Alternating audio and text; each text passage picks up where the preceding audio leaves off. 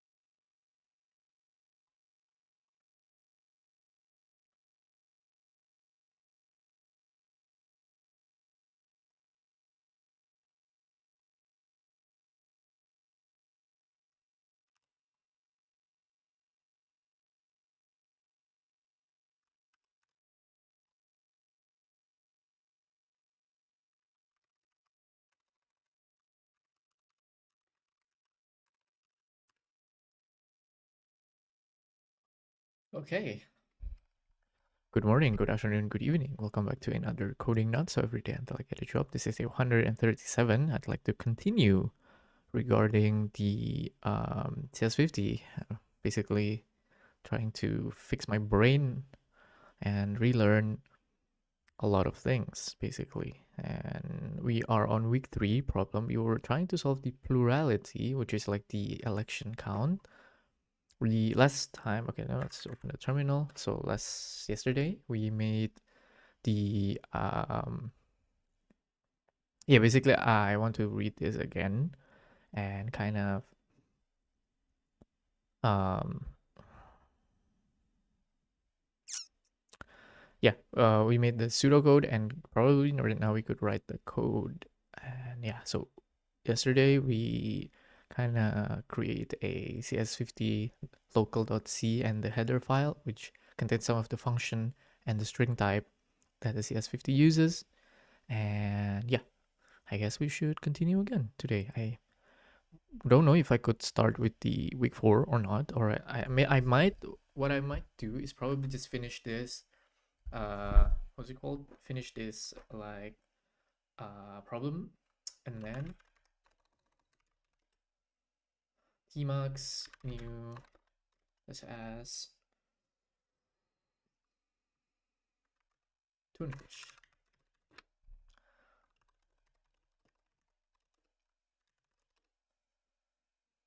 Yeah, I really need to fix this, but either way it's fine. So it's plurality and plurality. Let's see. So okay, we are able to create, so we need to create the vote function and the print winner function. Oh, I didn't get to save the pseudocode. I think I forgot to write it down, but okay, never mind. Yesterday I wrote the pseudocode, but I guess it's not here anymore. So let's just take it from the note and do whatever it is we can do. So, okay, the pseudocode is gone. Where did I put it? I thought I put it somewhere. But okay, never mind then.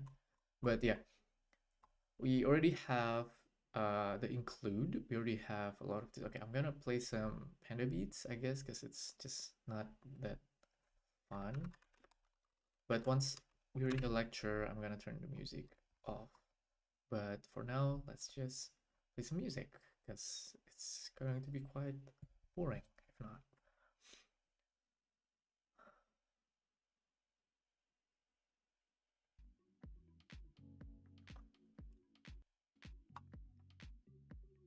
Okay, so we're on problems on plurality. I already wrote the but it's gone now. God damn it. Okay, I don't know why. I remember I saved it, but okay. I remember I saved it, so I don't know why it's like gone now. I remember I colon W it, so I don't know why. Let's write some pseudocode to remind it to just okay. So we need to iterate. That is correct. iterate. Okay.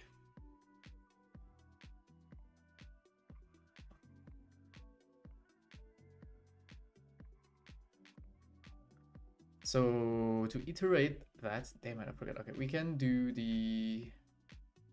Can we check the? Okay, what's the function to find this length of array? C function to find length of array. It's the strlen, right? Size. Okay. Use strlen. Okay, we already have the string, so we can just add that. Okay, let's do that. So for int I equals, okay. Can I not use, oh yeah, we already have the variable that, okay. I don't like that the Copilot is telling me, so I'm not gonna read the suggestion.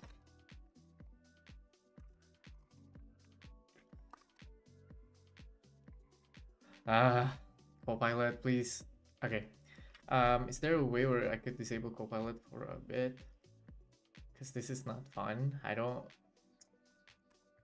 Yes, I forgot. We have this string str compare. Okay.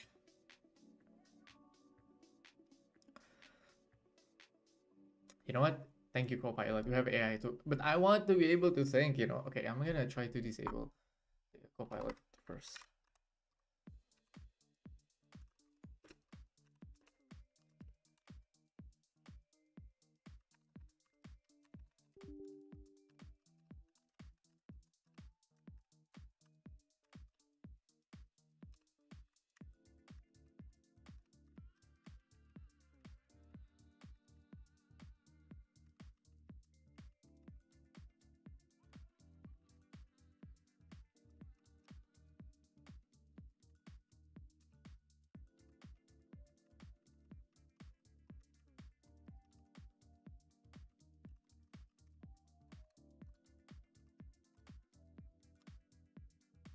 Okay, we can like probably comment this out first. Shit, how do I forgot what is command in Lua? Double hyphen. There we go. Multi-line. What about multi-line comments for Lua? This is a comment, and multi-line, it's just that. Okay, let's just do.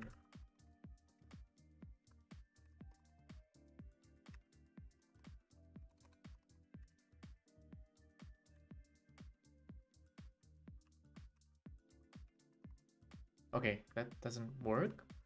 What? Why?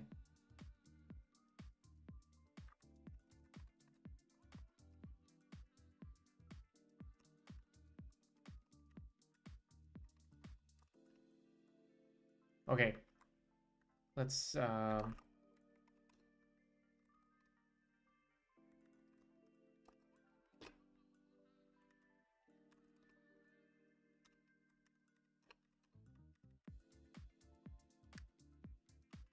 thank you for that, but okay, let's disable Copilot and not get any help for now, you know?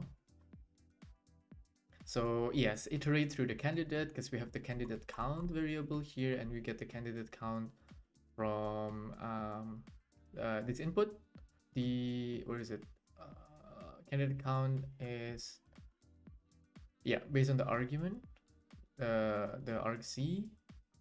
This is a case if the argument is less than 2, which means we need to have more than 2 candidates. Populate array of candidates.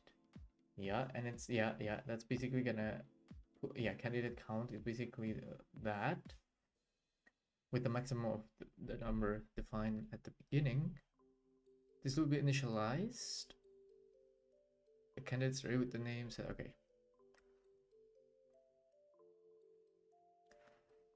So this is gonna be the first candidate, which is, let's just say it's Alice. Alice is gonna be the 0th index. So candidates 0.name equals to arg.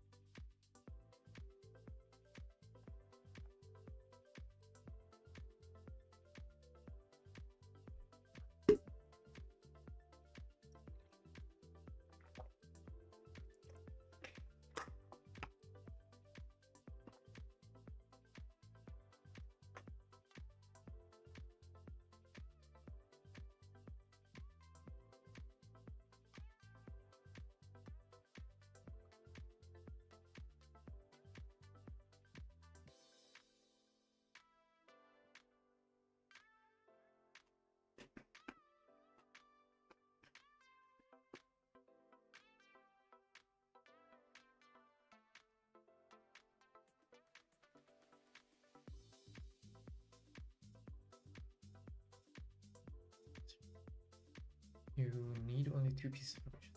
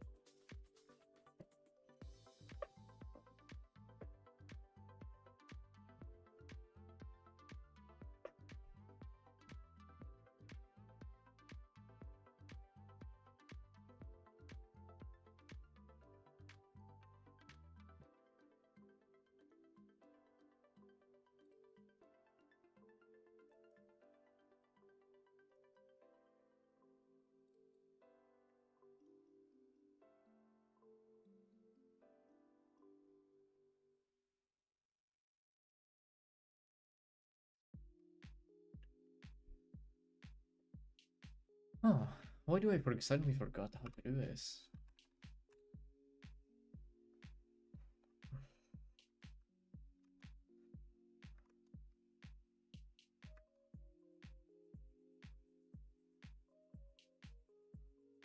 Oh, okay. You know what? God damn it, Copilot help me again. Okay.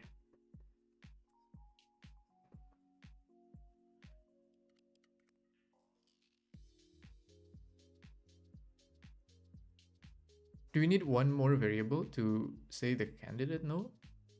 Or do we put it... I don't like this, man.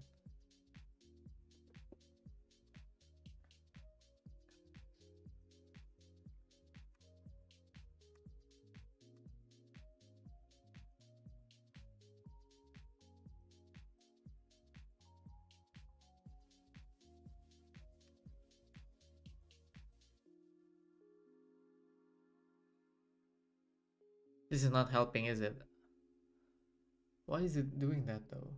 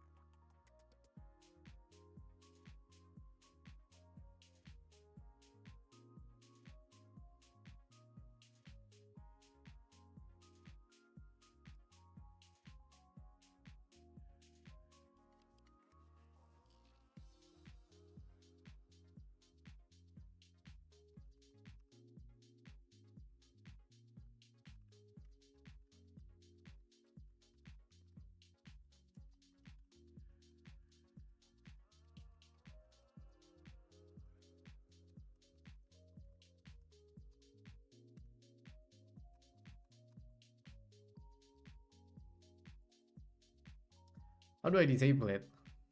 I thought I already disabled it. Why is it still...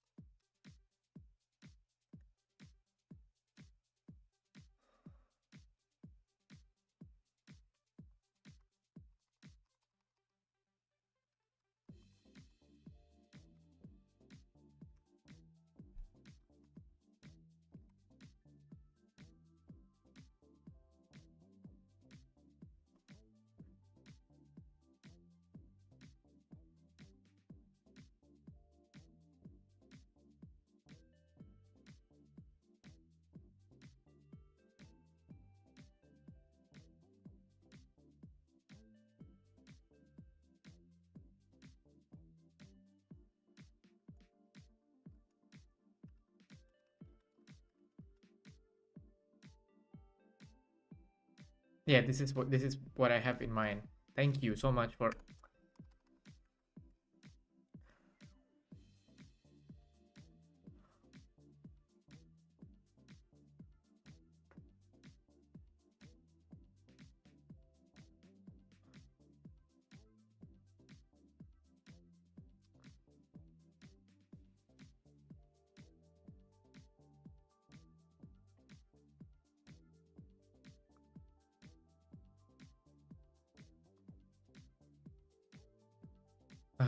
Okay.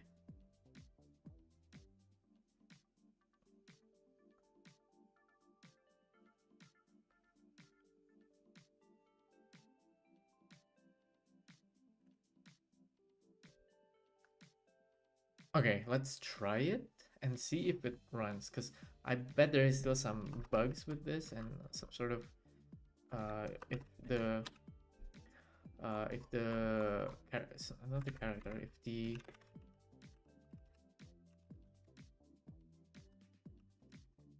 candidates are um,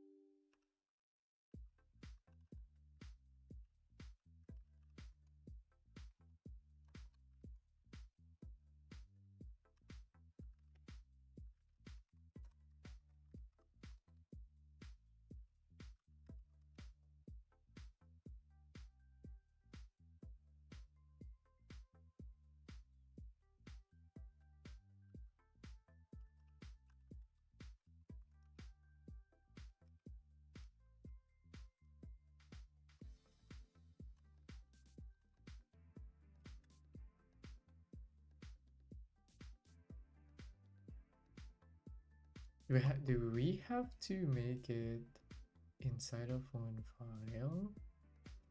Okay, that's not good, is it?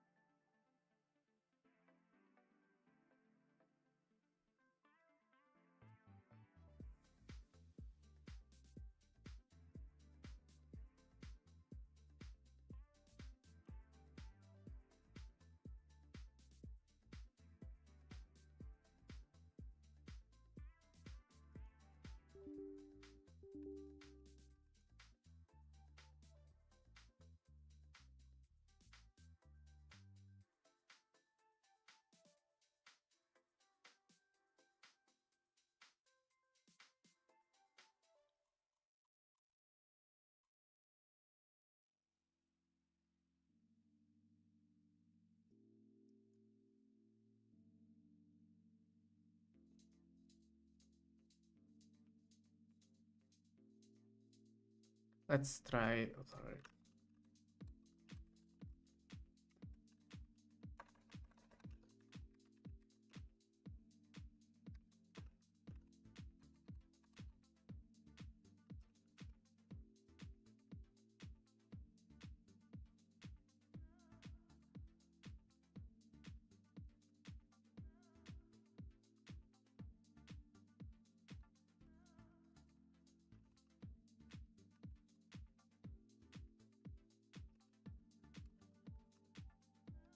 Why does it return null?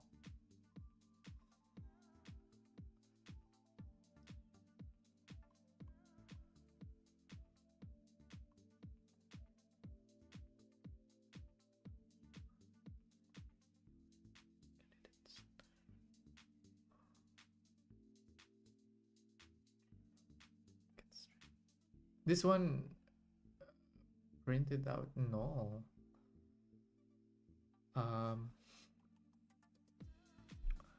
Okay.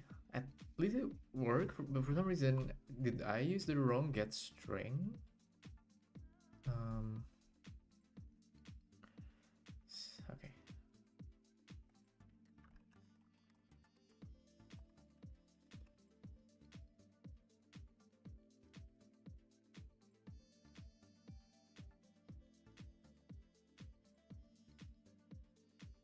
What does less comfortable and comfortable supposed to mean?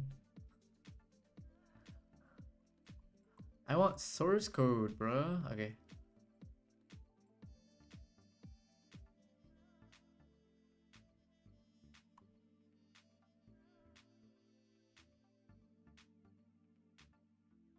Ah, okay, this is the source code. Okay, this is the source code right over here.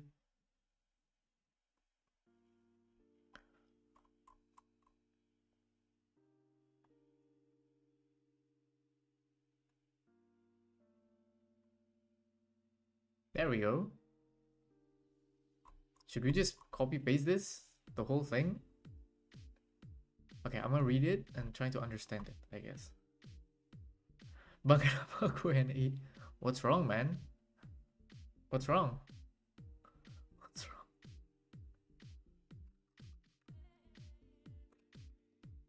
What's wrong, man?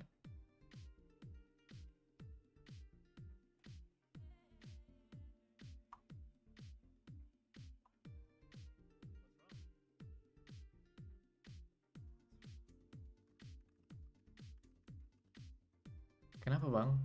What's wrong, man? I don't know what happened.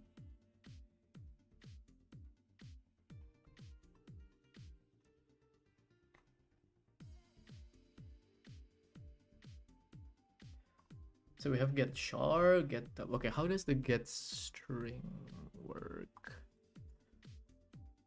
So we have the array of string.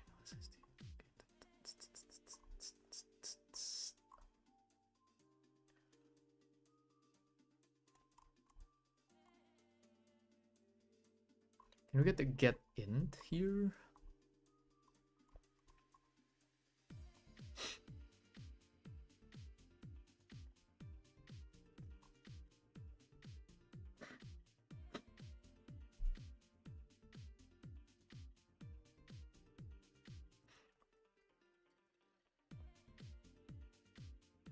What is VA list? Oh my god, is it that struct?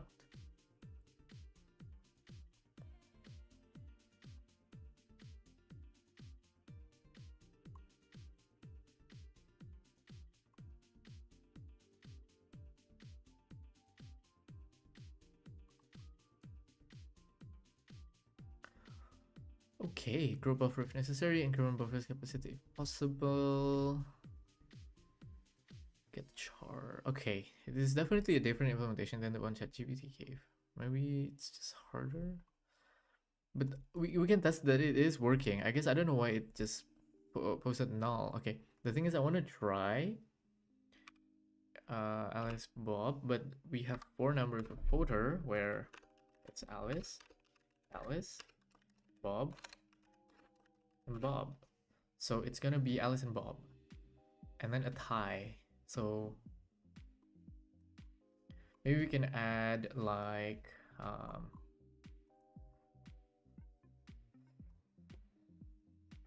but I don't know if that would be. Hello gamers, what's up? I am from Indonesia. But yeah, it works. It's just for some reason the get string function is not working properly.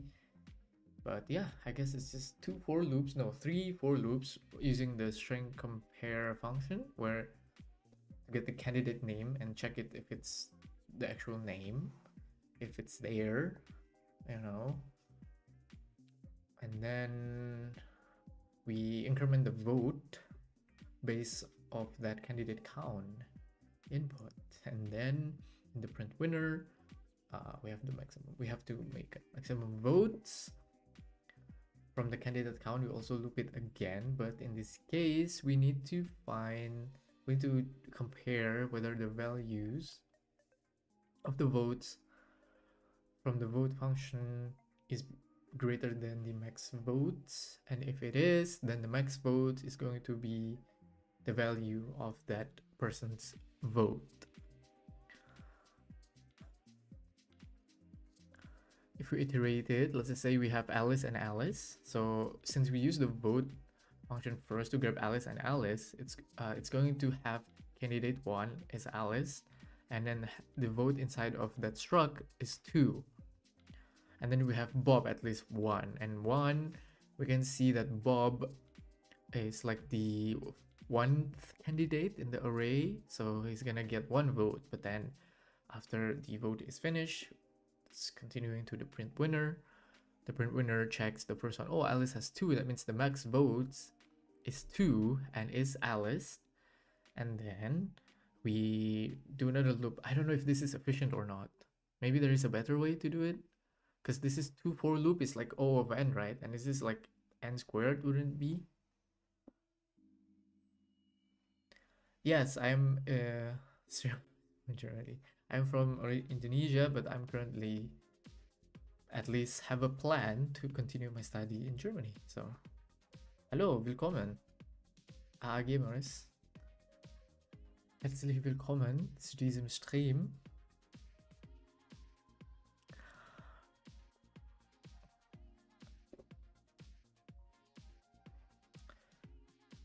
Yeah, I know. It's because it's very, very far, the microphone. But yeah, once I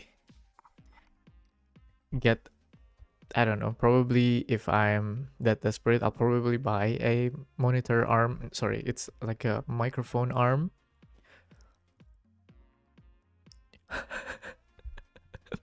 Thank you so much. Thank you so much.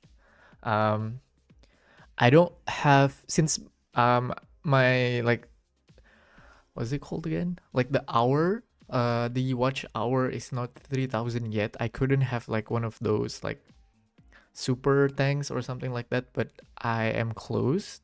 I think around 2,600. So around like 400 more hours. Then I could probably enable super tanks. Oh god. Okay. So this is good. I think this is good. It's just that I know there has to be a much better way to find the maximum number of vote and printing that person is a candidate. But I don't know. Is there like a much better? I think there is a much better way. It's just that this is like the easiest way, double for loop, but it's not efficient, right? Should we use like a different data structure? Maybe it's used to like using a merge sort, comparing like, but I don't know. Maybe let's ask GPT how can we make it more efficient?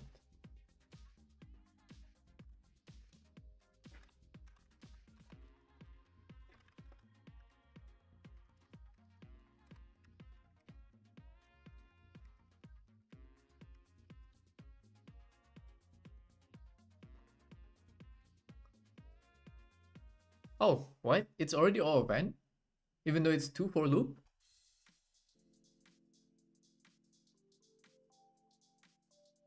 Oh, okay. Wait, what?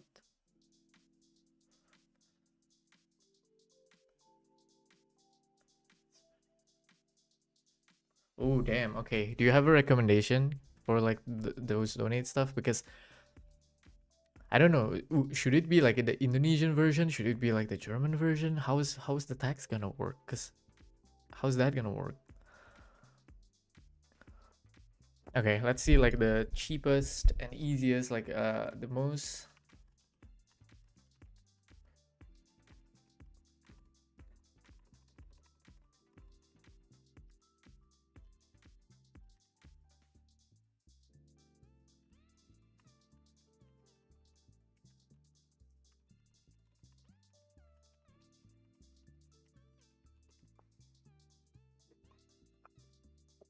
Kofi, PayPal. Okay, hell no. I am not touching PayPal, bro. I fucking hate PayPal. So I'm currently trying to do the CS50, the week 3, but yeah, I guess this is it. I'm gonna continue with the week 4 right now and see how it goes. I think I'm only going to do until week 5 because my goal with this was just to get me to the basic of algorithm and data structures and things like that again. And yeah, this is me learning C again. But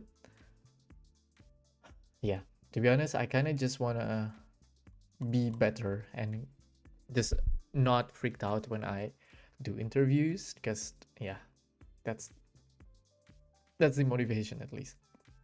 But yeah, it's in C, because I'm following the whatever language that the professor uses, and I kind of trying to remember C again, because I used to have C class, but I forgot about it already, and here we go. So okay, it's already O of n. Okay, what is improved version for one loop?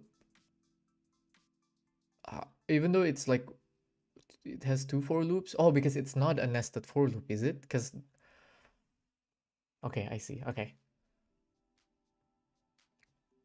Is there a reason why he uses the max vote as a -1? Candidate votes.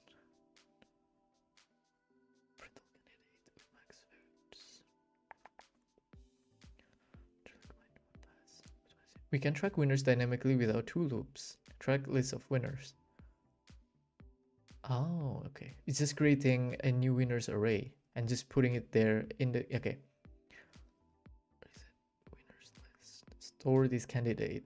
Okay,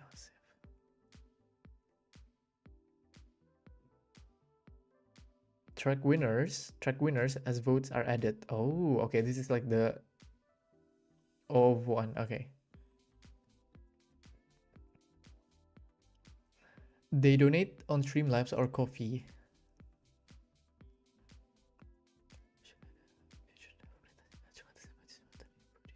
I watch the news and I hear the news, but I did. Oh my god. But I didn't know it's much worse than the tsunami Aceh. I watched the news, I watched the clip, but like I didn't know that it is like the government handling is that terrible. I mean, I know our government's terrible, but like holy, is it that bad?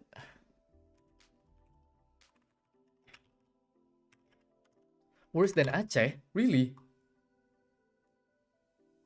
Oh my god. Okay.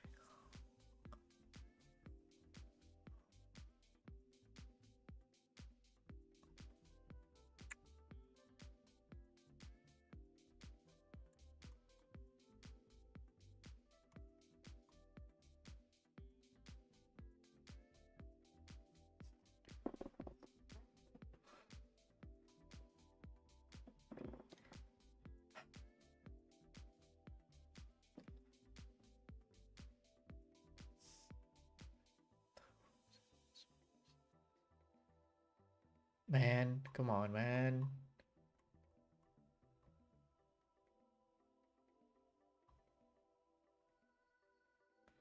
Hello, Vedan Patnik. Okay, that is just shit. This is because of palm illegal logging to the global demand of palm oil also contribute to severity of disaster in Sumatra.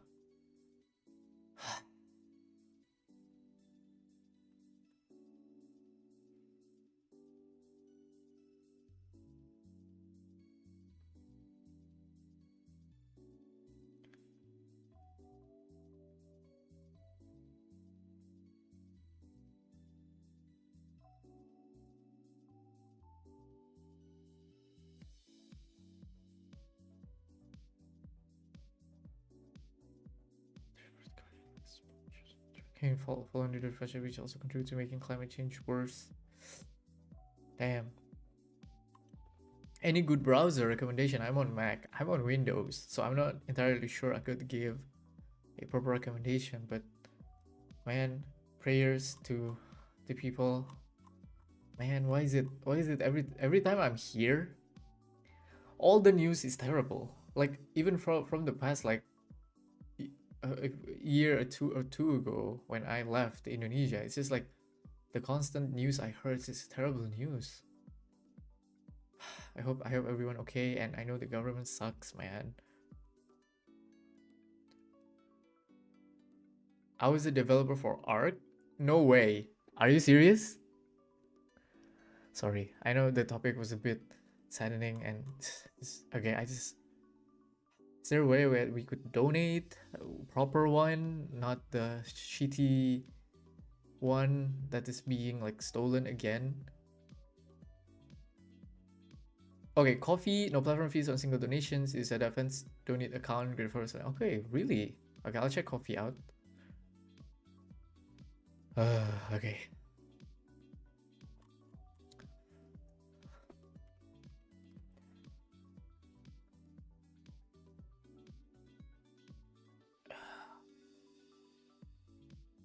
Oh my god, the website is very nice. I like it. The design and the color. Are you really the developer for Arc on Windows or the Mac? I'm using Arc right now, even though it's hit or miss sometimes. Sometimes I like it, sometimes I don't like it.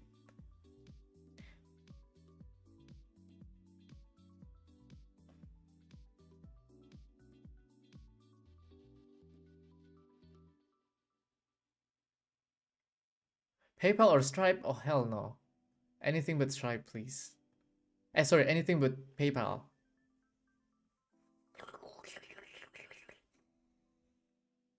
Oh my god. Okay. We are speaking.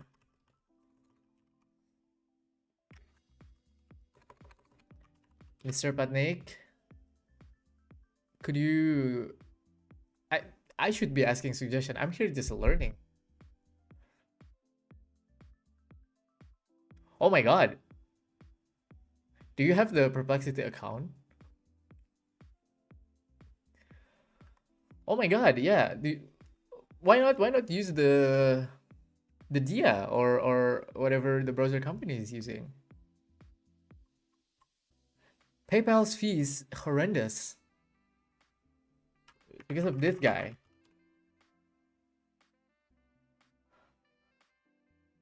Yeah, it's because of this guy, you know? This guy, man. Of course he's a German. Oh my god, okay, I'll follow you right now. Although I'm still doing some random stuff here and there. You have way better experience than I did. I should be asking you questions. The Arc on Windows is you know what? This is such a terrible coincidence. Is that for the past weeks I've been trying to make a video. I already wrote the script because I want to start making long form content again, and it's about Arc browser on Windows. The title is a bit, bear with me, I'm sorry, but Arc browser, I'm still thinking of what the title should be titled with, but here is my script. And since you're the developer of Arc, this is gonna be so funny. Man, I really want to stop using Windows as well, man. Like all these big companies ruining things, man. Can you like review my script? So basically I want to make a long form content because it's been a while since I make long form content, and it's about reviewing Arc because I've been using it for over a year on Windows, and I know the title is a bit harsh. I mean, like it's not 100% suck, but I kind of want to write a clickbaity title, so I hope this capture your attention. This is so funny. This is such a coincidence. I have no idea that this would happen. This is such a fate-worthy Mr. Patnaik. So I made a script. I've been writing this script for like 2 weeks, and no, I've been writing. I wrote this script like maybe like a few months ago, but I stopped doing it because I need to go back to Indonesia, and then like okay, there's a lot of update to the Arc, and it's not as bad as it used to be, but I basically gonna say like the things that I like and the things that I do not like about it. So this is such a funny coincidence. I have no idea this would turn out this way. But yeah, basically this is the script that I will make, and I will make like a long form video. Yeah, because nobody using it anymore, or like nobody uses Arc because of Dia. Because of Dia and Atlas and all the other AI browser. The thing is, okay, back to this PayPal. I don't like PayPal because the fee of PayPal and like everything is just terrible. It's just like they call it PayPal Mafia for a reason. Oh my god, this is so funny. Mr. Panay, can I put you on the script? Can I like maybe screenshot your statement there and put it in my video? This is so funny. This is amazing. Wow, what a Saturday night, everyone. Okay, back to this, sorry. So it's already O of n, which is already okay, but this is O of 1.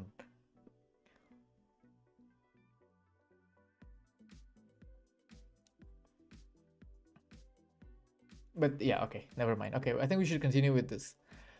Oh my god.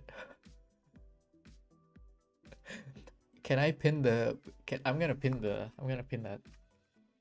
This is so funny. I was about to I'm gonna make the video this week or next week, and hopefully I can like publish it next week. Okay, thank you. I'm gonna pin that. Sorry. This is so funny. This is so funny. This changes every script.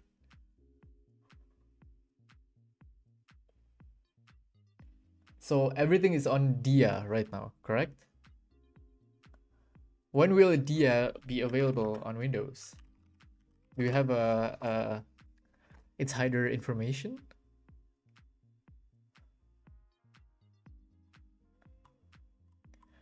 Can I join the Windows waitlist? I was working under a senior dev code review and stuff. This is such a fun thing to do. I have no idea that the person that developed Arc would came into this chat. This is so okay. But the thing is, I like Arc. I like some feature of Arc, but I also don't like the other part. But since even like the developer, all bets on Tia and Windows is on long way. Oh, okay. Roger that. Okay. Okay, sorry. So we're going back to the lecture. Now we are on the week 4.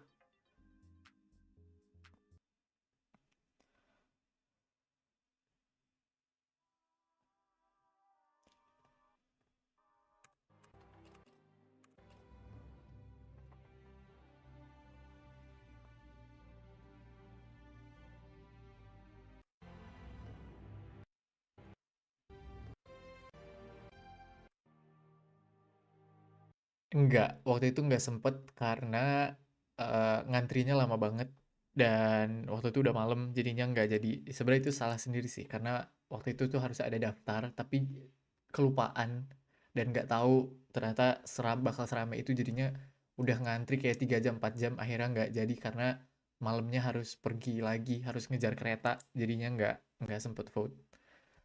Jadi I have no I have no I have no role in the election because I didn't get to vote because it was so packed, so empty. The line was crazy. I didn't get to ini because it's so full. But yeah, no, I didn't. So my hands were clean. What do you suggest, Mr. Panek, for the browser? All right, this is CS50, and this is week 4 on memory, wherein we reveal a topic that's actually fairly distinct to CS50 nowadays as an introductory course known as pointers. Oh, hell no. You can tell your friends Pointers. about pointers, and in turn, how computers work underneath the hood. I will say that this is the kind of topic, this is the kind of lecture where probably won't all sink in the first time around. Think back to that fire hose that we showed in week 0. In fact, all these years later, I still remember where I was on campus when finally today's topics finally clicked for me. It was in office hours in Elliott House Dining Hall in the back right-hand corner, which is only to say, as you approach this week's material, this week's problem set 4, take comfort in knowing that it is challenging. It's meant to be challenging, but as we sort of ratchet things up and up and up over the past few weeks, we will start to plateau. Man, this guy, bro, this guy. Even though it might not feel that way initially this week. This week, we'll focus all the more indeed underneath the hood at like how information is represented. Like this here photograph of the bowl of stress balls calls that we have most every week. But recall that anytime you have an image like this, it of course is composed of pixels, and those pixels or dots each have some bits or bytes associated with them that prescribe what color those dots should be, but there's only a finite amount of information in there. So if we sort of enhance, like you don't actually see the 5-0 more and more clearly, you only see it larger. And in fact, at this size, you can actually see the dithering, so to speak, which is sort of this cloudiness that looms over the image, and you can kind of see the outlines of the actual pixels. All of those hard vertical and horizontal edges are the pixels, the dots that compose that image. So this is actually an example of, and in fact, on this last slide here, can you see them even most clearly on the screen as we go and go and go. So how do you go about implementing then or representing something like an image? Well, there's bunches of different file formats out there for images. Like there's GIF, there's JPEGs, there's PNGs, and there's others as well. But the simplest of them, like a bitmap image, is literally just a map of bits, horizontally and vertically, conceptually. So for instance, here is a internal pointer. Exactly. Suppose, for instance, that maybe 0 represents black and 1 represents white. Can anyone with their human eyes see what this is a picture of, even though it's just zeros and ones? Variable. So it is actually a smiley face, Oh because my if God. the zeros are black and the ones are white, this is what's actually latent in that image. It's hard to see at this size, of course, but if we were to shrink that down and actually use square pixels, black and white, it would probably pop out all the more clearly. Of course, it's not that useful to store things with single pixels because you can only represent 2 states, like 0 and 1, like black and white. And so here might be that same image actually zoomed in such that you can see all of those individual pixels. But when it comes to color, we of course need more than a single 0 or a single 1 to represent each of those pixels. We probably need like 24, maybe 3 bytes worth for some red, some green, and some blue. And recall that that's in fact one of the ideas we talked about in week 0. How do you go about representing images, for instance? So more generally, this is actually kind of an art nowadays, if only for fun, to actually use small dots and compose things on the screen. And wonderfully, just before we began today, 2 of your classmates bravely volunteered. And in fact, let me invite them to come up and introduce themselves before we reveal. Let me try to make it higher. Which voice? The lecturer's voice? Sorry, sound? Paper as their pixels. Hello, my name is Selena. I'm a freshman in Wigglesworth. I'm thinking of studying robotics and possibly in secondary in AFES. Welcome. Hi, I'm Jeffrey. I'm a freshman in Thayer Hall, and I'm thinking about concentrating in Econ and CS.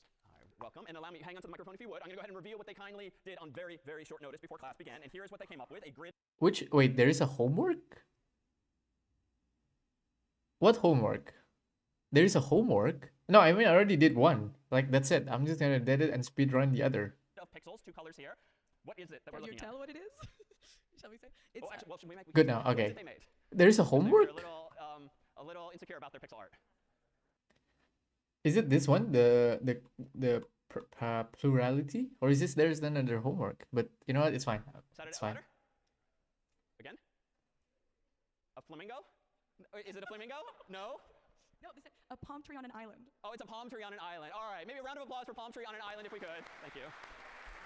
Palm tree on an So, island? when you do have just thanks very much. If you SpongeBob? have just a single color to use, black or white, and you're using 1-bit art, it's actually kind of hard to paint a picture. But if you do have actually more colors at your disposal and an even bigger grid, can you do more interesting things? And so, in fact, we invited some past students to do exactly this. We shared a Google Yeah. spreadsheet A whereby we few used the minutes cells ago, to like all at the start of the rectangles, stream. turn them all artificially into squares, so that you can use sort of the paint bucket tool and just paint different pixels onto the screen. And among the pieces of art that some of your predecessors came up with were this here, a scene from Mario using a grid of multicolored pixels.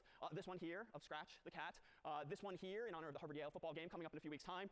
This one here using a bit of the same. And in fact, if you'd like to play along at home, just for fun, if you go to cs50.ly/art, you can make a copy in your own Google account of that blank spreadsheet and just play around if you'd like to experiment as well. But this is really meant to motivate one of today's topics, which is indeed how we can start to manipulate data at a lower level, including images and other things. And images, of course, can be, among other ways, be represented with RGB, some amount of red, some amount of green, some amount of blue. Before we dive into that, though, let me augment our vocabulary a bit today by adding another base to our system. So we have binary, of course, which is base 2. We have decimal, of course, which is base 10. Today, we're going to introduce one more, which is useful in today's concepts, as well as others, as we'll see down the line, known as hexadecimal, where you actually have 16 digits at your disposal. And if any of you are artistically inclined, or you might have dabbled in web development, you might actually be familiar with hexadecimal notation Yes. itself already. Here, for instance, is a screenshot from Photoshop, whereby if you use the so-called color picker to manually choose a color that you want to paint onto the screen, you see a lot of information over here, but salient to today's conversation Homework, is this here, okay. where there's a hash sign, and then typically 6 or sometimes 3 digits in this case. 000000 means that the color I'm going to get here is actually black. So it's sort of no red, no green, no blue, hence the zeros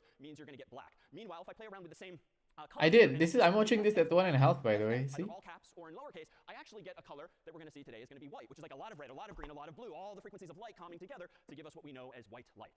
But now we can kind of play with this because it's no coincidence that these are indeed 6 digits of sorts, even though they're letters of an alphabet and not numbers yet per se. For instance, FF0000 would seem to mean a lot of red and no green, no blue, and indeed that's why we get red, according to Photoshop itself. 00FF00 gives no red, a lot of green, no blue, and of course that's the color Photoshop would give us. And lastly, 0000FF gives us indeed blue, because that's no red, no green, but a lot of blue. So these zeros would seem to make intuitive sense here if you have no red, no green, no blue, but what's with the FF? Like FF, of course, in English are letters of an alphabet, not numbers. Well, it turns out that Photoshop and people in the world of images and people in the world of computer memory tend to use a different system altogether. They don't use binary, and no one really in practice uses binary except the computers we use, because you can't do or see much with zeros and ones alone. We humans in the real world use the decimal system again, 0 through 9, which is just very conventional. But in the context of computers, and specifically memory and files and images, we tend to use hexadecimal, which gives us another 6 digits in our vocabulary. And I'm deliberately calling them digits, even though they appear to be letters. But this is just a convention. We want 6 more symbols. So we have 0, 1, 2, 3, 4, 5, 6, 7, 8, 9.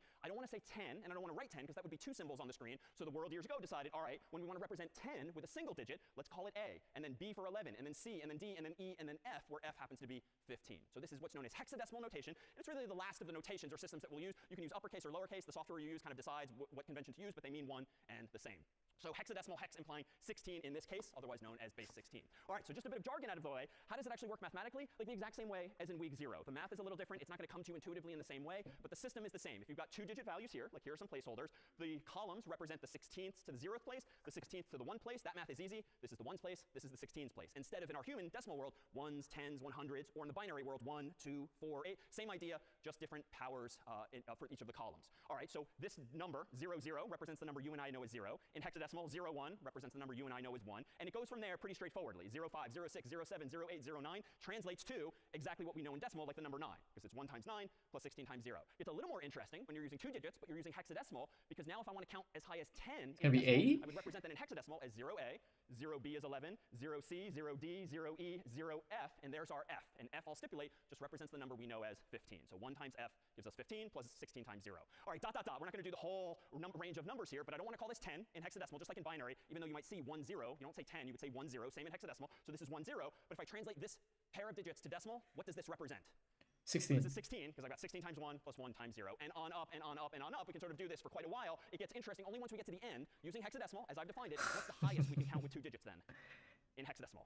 FF would be the highest, because F seems to be the largest digit. So this is actually 16 times 15 plus 1 times 15 actually gives me 255. So that is as high as I can count in hexadecimal from 00 to FF, otherwise known as 0 to 255. And if you don't believe me, quick little math will give us that. Again, 16 times 15 plus 1 times 15 as well. All right, so how is this useful doing out this math? Well, we have the following why is this useful? So it's very common to use 2 digits of hex, maybe possibly more. Why? Well, it turns out that to represent the numbers 0 through 15, let me spread these apart now just to be deliberate about it. 0 through 15, how many bits do you need? Well, 0, you can use any number of bits. How about 15? Like how many bits do you need to count to 15? So it turns out it's 4, right? Because in binary, that would be what? To the 8's place, plus the 4's place, plus the 2's place, plus the 1, which I think gives me, indeed, 15. So why is hexadecimal useful? Well, it turns out that you can represent a single hex digit, whether it's 0 or F, using 4 bits, no matter what. And so why do we tend to use 2 hexadecimal digits? Well, it's just useful to be able to describe a single byte, otherwise known as 8 bits, using 2 digits instead of 8. So in binary, we'd have to use 8. In hexadecimal, we can just use 2. And it's just useful visually. Hexadecimal is useful as a result. All right, so when are we going to see this? And why are we going to see hexadecimal? Well, here's like a grid of the computer's memory, just abstracted away as byte, byte, byte, byte in rows and columns. Well, here is how we might number those bytes. As I've stipulated for several weeks now, we can call this byte 0, this byte 1, byte 2, dot, dot, dot, all the way to byte 15. But by convention, we don't use decimal, and we definitely don't use binary. Instead, a computer scientist would think of the addresses, the locations of, the count of bytes in memory as still starting from 0, 1, 2, 3 on up. But as soon as you get to 8, 9, A, B, C, D, E, F. Again, just a convention. There's nothing really intellectually interesting here other than we're using a different base system instead. Here's how the others might play out, and it gets a little confusing because this 1, 0 is not 10 if it's in hexadecimal. 16. But clearly there's some potential ambiguities here. Like it's pretty obvious now that if you see an A through F, okay, it's probably hexadecimal. But if you see 10 or 11 or 12, well, it might not be 10 or 11 or 12. Those might be hexadecimal, even though 1A, 1B is. So this is an ambiguity. And so what we're also going to see today, that the way humans have mitigated this potential ambiguity is when you write things in hexadecimal, by convention, you put a 0x before them. You know what? Today I learned that the OX is for the hexadecimal. Damn.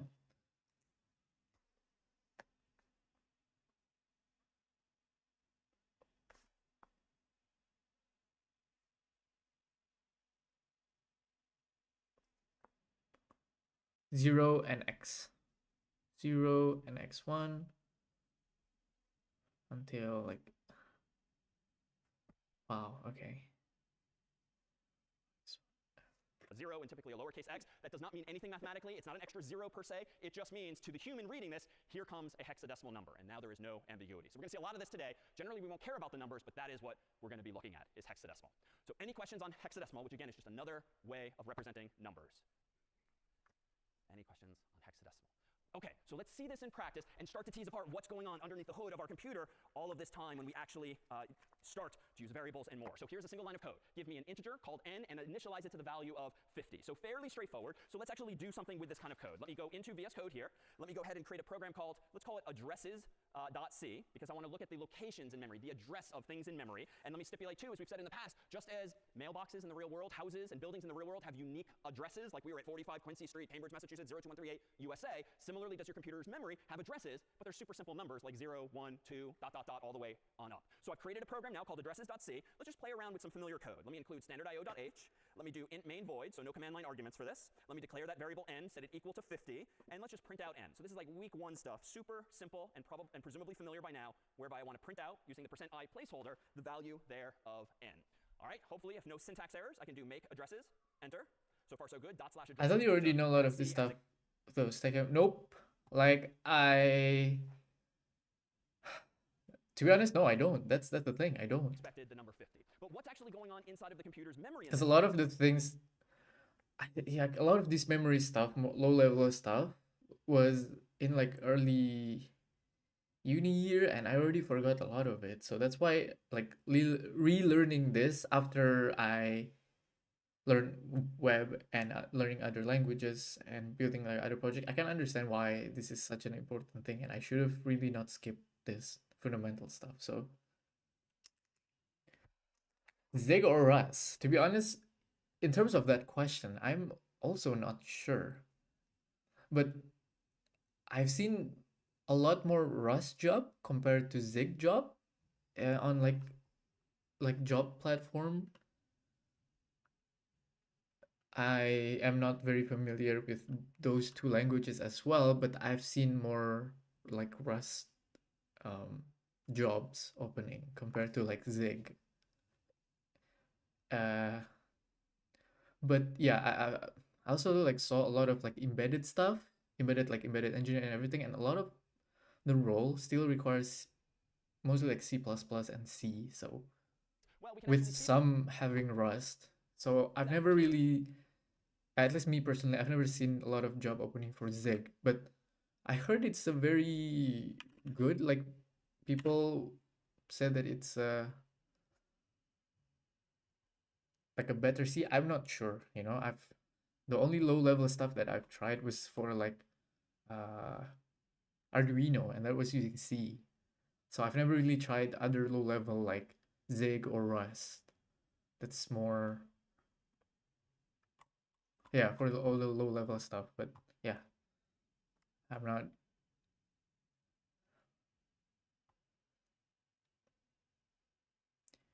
I don't really like Rust Paradigm. I've seen like the snippets of like the code from the website, but I don't know. I just maybe because I don't maybe because I haven't really learned like low level stuff in a while. So I kind of don't understand some of the syntax or like the paradigm, but I guess since right now I'm relearning C, I think it would be interesting to see and know about Rust. Or maybe Go, although I think I'm not sure. Yeah, but I'm not sure.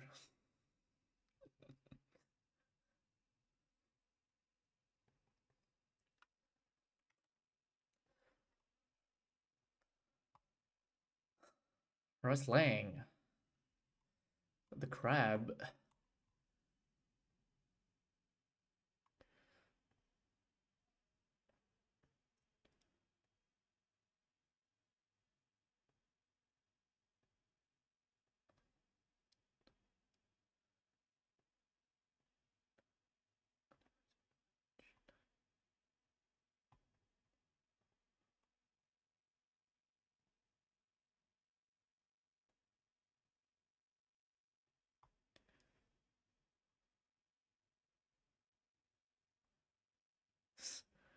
Zig is basically modern C. Ah, okay. let's look at this grid of memory here. For today's purposes, I don't But necessarily yeah, know where in the computer's memory at this me point too. the n is going to end up. So let's just arbitrarily say the computer finds room for the int in the bottom right-hand corner of my screen. The size of it is deliberate because recall that integers tend to be how many bytes? On most systems nowadays? 4 by convention, aka 32 bits if you multiply by 8. So who knows? N might very well end up in the bottom right-hand corner of my screen here with the number 50 stored there. Now, it's not literally the number 50. There's literally 32 zeros and ones in the computer's memory that are turned on and off to represent a pattern that gives me the decimal number 50. So again, that's sort of week 1 style stuff, but we're thinking about now the computer's memory. In fact, even though we refer to it as n in my code, it's got to live somewhere, and the address at which it might live for the sake of discussion is maybe something notationally written in hexadecimal like 0x123. Completely arbitrary. In practice, it's probably a bigger number than that, but for the sake of discussion, let's assume that that 50, the variable n, just so happened to get placed by the computer at location 0x123. Can we see that in code? We haven't yet thus far, but if I propose here, maybe going back into VS Code in a moment, maybe we can actually use some slightly new syntax and poke around the contents of the computer's memory. But before we do that, we do need a few new building blocks. And there's not much new syntax today, but we're going to I really want to be a guy that stick on one language forever, but like, I don't know which language I should stay on to. The thing is, I think I saw the Primogens short about like how to be like JavaScript dev, and then like after something I remember, I don't know, it stuck with me because I can at first when I listened to it, I don't understand, but right now I understand. Like, I think he said that first you learn JavaScript, and then after like 5 or 10 years you learn JavaScript, you regret everything. I want to learn to PHP, back to PHP or something like that. But I mean, like, during my job search here, I have seen more PHP role compared to JavaScript role. So I was like, damn, I should have just learned PHP from the start. Like, I'm only into the JavaScript stuff for like 1.5 to 2 years now. But like, I should have just started with PHP. I can understand that because PHP still run everything. And to be honest, there was a point in like one of the stream I was like, damn, should I just like learn PHP and just like, because it has way more job opening. Because yeah, PHP just have much more job opening. With just a few new symbols. It turns out that in C, syntax, slightly new syntax, and poke around the contents of the computer's memory. But before we do that, we do need a few new building blocks. And there's not much new syntax today, but we're going to go pretty darn far in terms of capabilities with just a few new symbols. It turns out that in C, if you use the ampersand operator, just one of them, not two. Two means and, logically, just like two vertical bars meant or. If you use just one of them, as we are going to today, that is going to be the so-called address of operator. So you can write ampersand in the name of a variable, and the compiler essentially will tell you where that variable is in the computer's memory. And more technically, when the program is running, you will be told where it is. The star operator, or single asterisk, is not multiply in this context. It's going to be the dereference operator, which is going to be a trick via which we can have an address and go there, sort of following a breadcrumb, following X marks the spot on a map, and going to that location in memory and just see what's there. Is it an int, is it a char, is it a string, or something else? So these sort of reverse the effects of each other. This tells you the address of something. This tells you how to get to something. X marks the spot on a map and going to that location in memory and just see what's there. Is it an int, is it a char, is it a string, or something else? So these sort of reverse the effects of each other. This tells you the address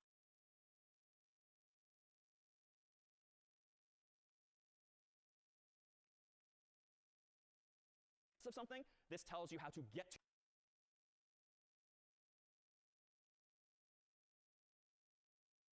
to something. To get to something, okay. Right, okay. So the address of operator and the deref. I know, exactly. I might, to be honest, I kind of want to try to learn Java to make Minecraft mods. Like, I have some ideas to make Minecraft Minecraft mods, but I don't really know where to start. But because Minecraft is Java based, so I don't know. Maybe in the future. Operator, so to speak. But we need one other building block, and this one's going to be useful in the context of printf. Recall that printf has all those format codes like %s for string, %i for integer, %f for float. Turns out there's another one, %p, which is going to allow us to print what are called pointers, which are really for now synonymous with addresses in memory. So using just those new building blocks, let me propose that we do the following, leveraging this notion of a pointer. I'm going to change my code in just a moment to still have the same single line here, int n equals 50, but then let's create a second variable called p, just for convenience, but let's declare it as a pointer. A pointer is simply a variable that stores the address of something. So it's a variable that stores the address. People underestimate PHP. Yeah, exactly. Like, damn, I should have just started learning Java or PHP instead. I've decided to stick to C++ as my personal favorite language, but I'll use it for job, other projects.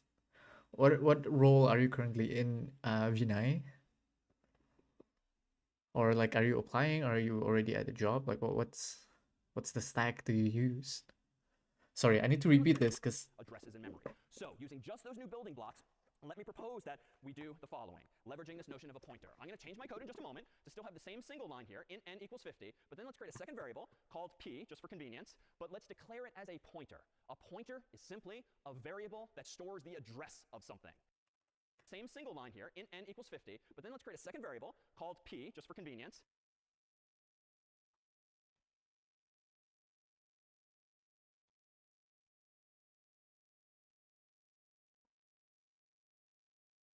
But let's declare it as a pointer. A pointer is simply a very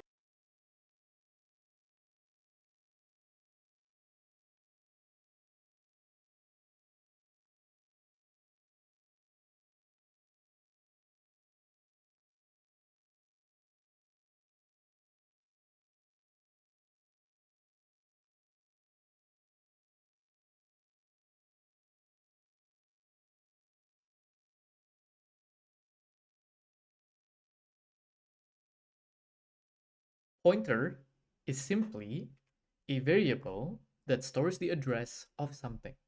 variable that stores the address of something. So it's a variable that stores the address of something like OX123 or some such value. How do you use it syntactically? It's a little weird, especially since we've used star and the ampersand in other ways already, but you say that I want a variable called p. I'm just a student. Me too, man. Me too. Rust is important now. I guess, yeah, a lot of I see a lot more job opening for Rust compared to like Zig and other. Well, of course, with the most one is still Java because fucking Oracle. Please, Oracle, don't struck This me. variable is going to be a pointer, so to speak. How do you express that? Well, I want Sorry. it to be the address of an Sorry. integer. So you say int, but you make clear that it's the address of an integer, not an actual integer per se, by putting a star here. Of all the things we have in we'll see and see, I will concede this is sort of the most confusing way to do this. Ideally, there would just be a variable called pointer, and you just write it, and you get a variable that's a pointer. But in the case of C, you actually specify that this variable p will indeed be an address that points to an integer. So just have to kind of let that ingrain in yourself. This one's a little easier. Ampersand n, how would you express that in English based on my previous definition? It's the address of n. The address of n. Ampersand n just means get the address of n. And because code, recall, is generally read and executed right to left in this case, this says You do hate the Oracle? address of it, like OX123, and assign. No. I guess it's just that Oracle is like a, I don't know, man. I heard that they do some stuff, but because Oracle owns Java, right, and like some rights to JavaScript, and like I think a few weeks ago, JavaScript Oracle drama, like, yeah, so Oracle owns the JavaScript trademark, but they didn't contribute anything to JavaScript at all. So like, yeah. I think this is from like the founder of Node, like he made it. Oracle has abandoned JavaScript trademark through no use. Oracle is not even a member of the yeah, but yeah, see, creator of JS, even the creator of the JavaScript itself, creator of Svelte, npm, socket, Node.js, syntax.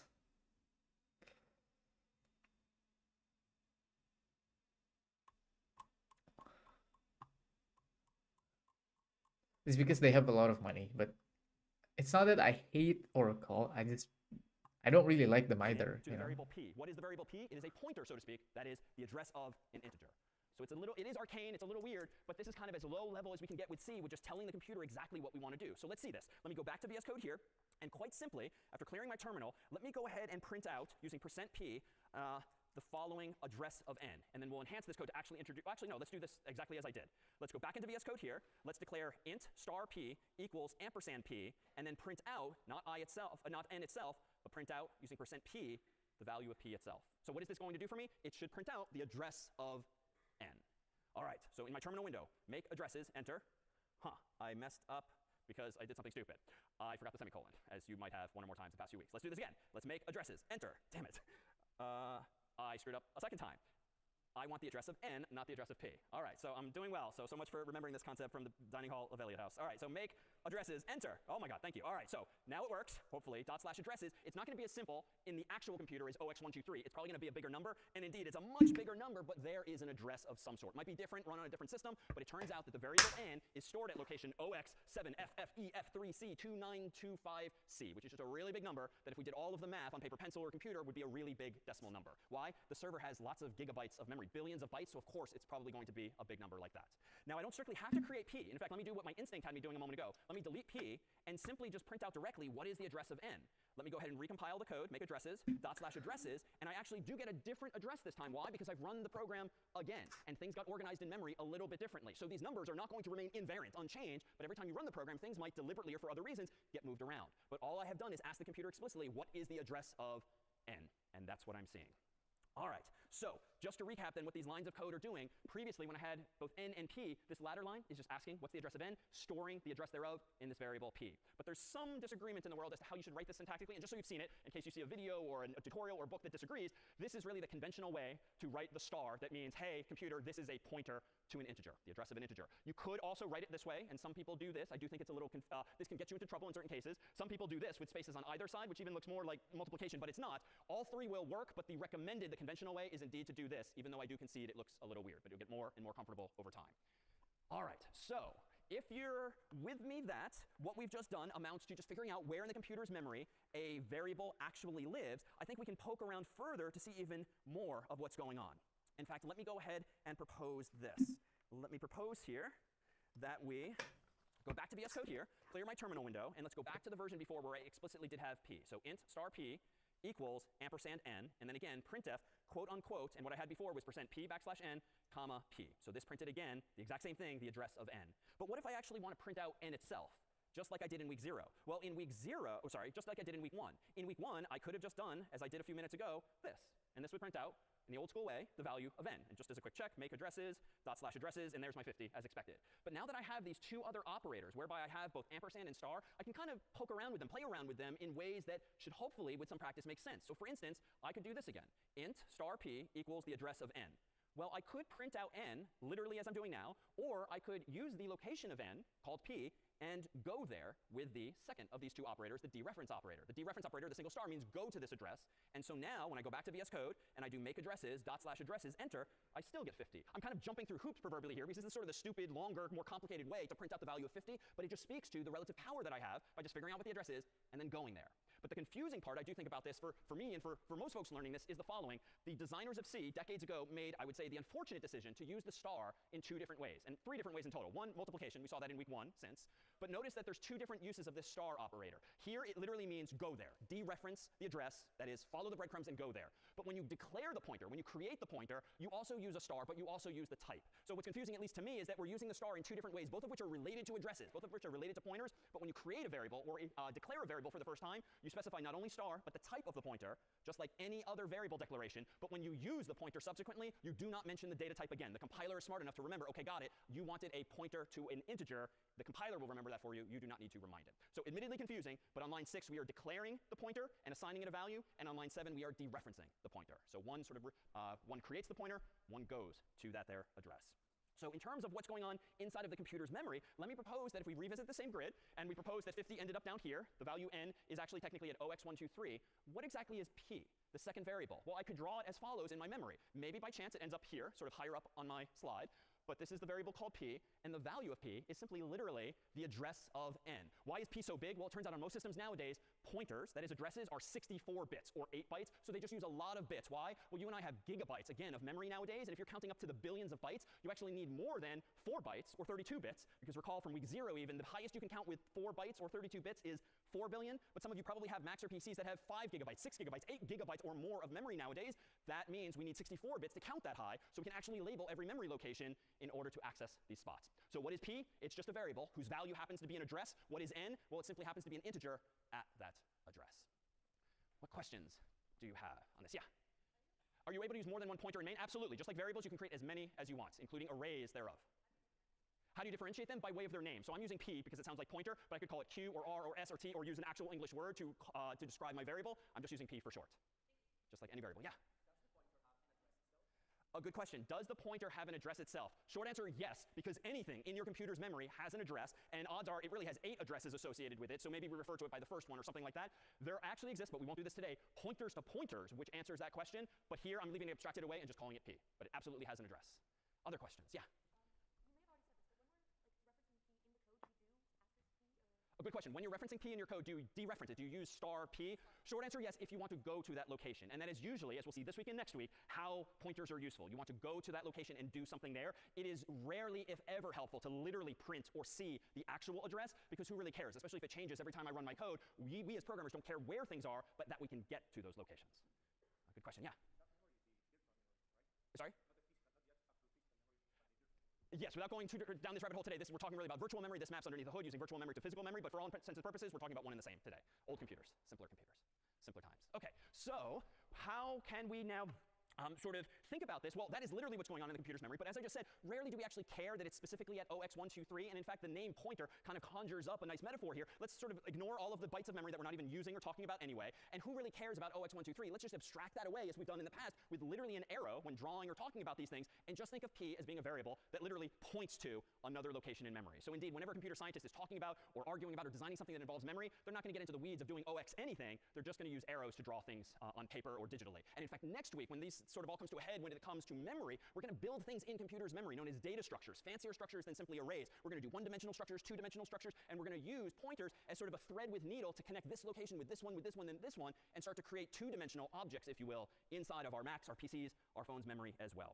So to make this super clear, we actually do have a nice metaphor. Maybe if Yulia wouldn't mind coming up. I keep saying that you can think of addresses in memory as being akin to physical addresses in the real world, like mailboxes for, say, this building. Again, 45 Quincy Street in Cambridge, Massachusetts.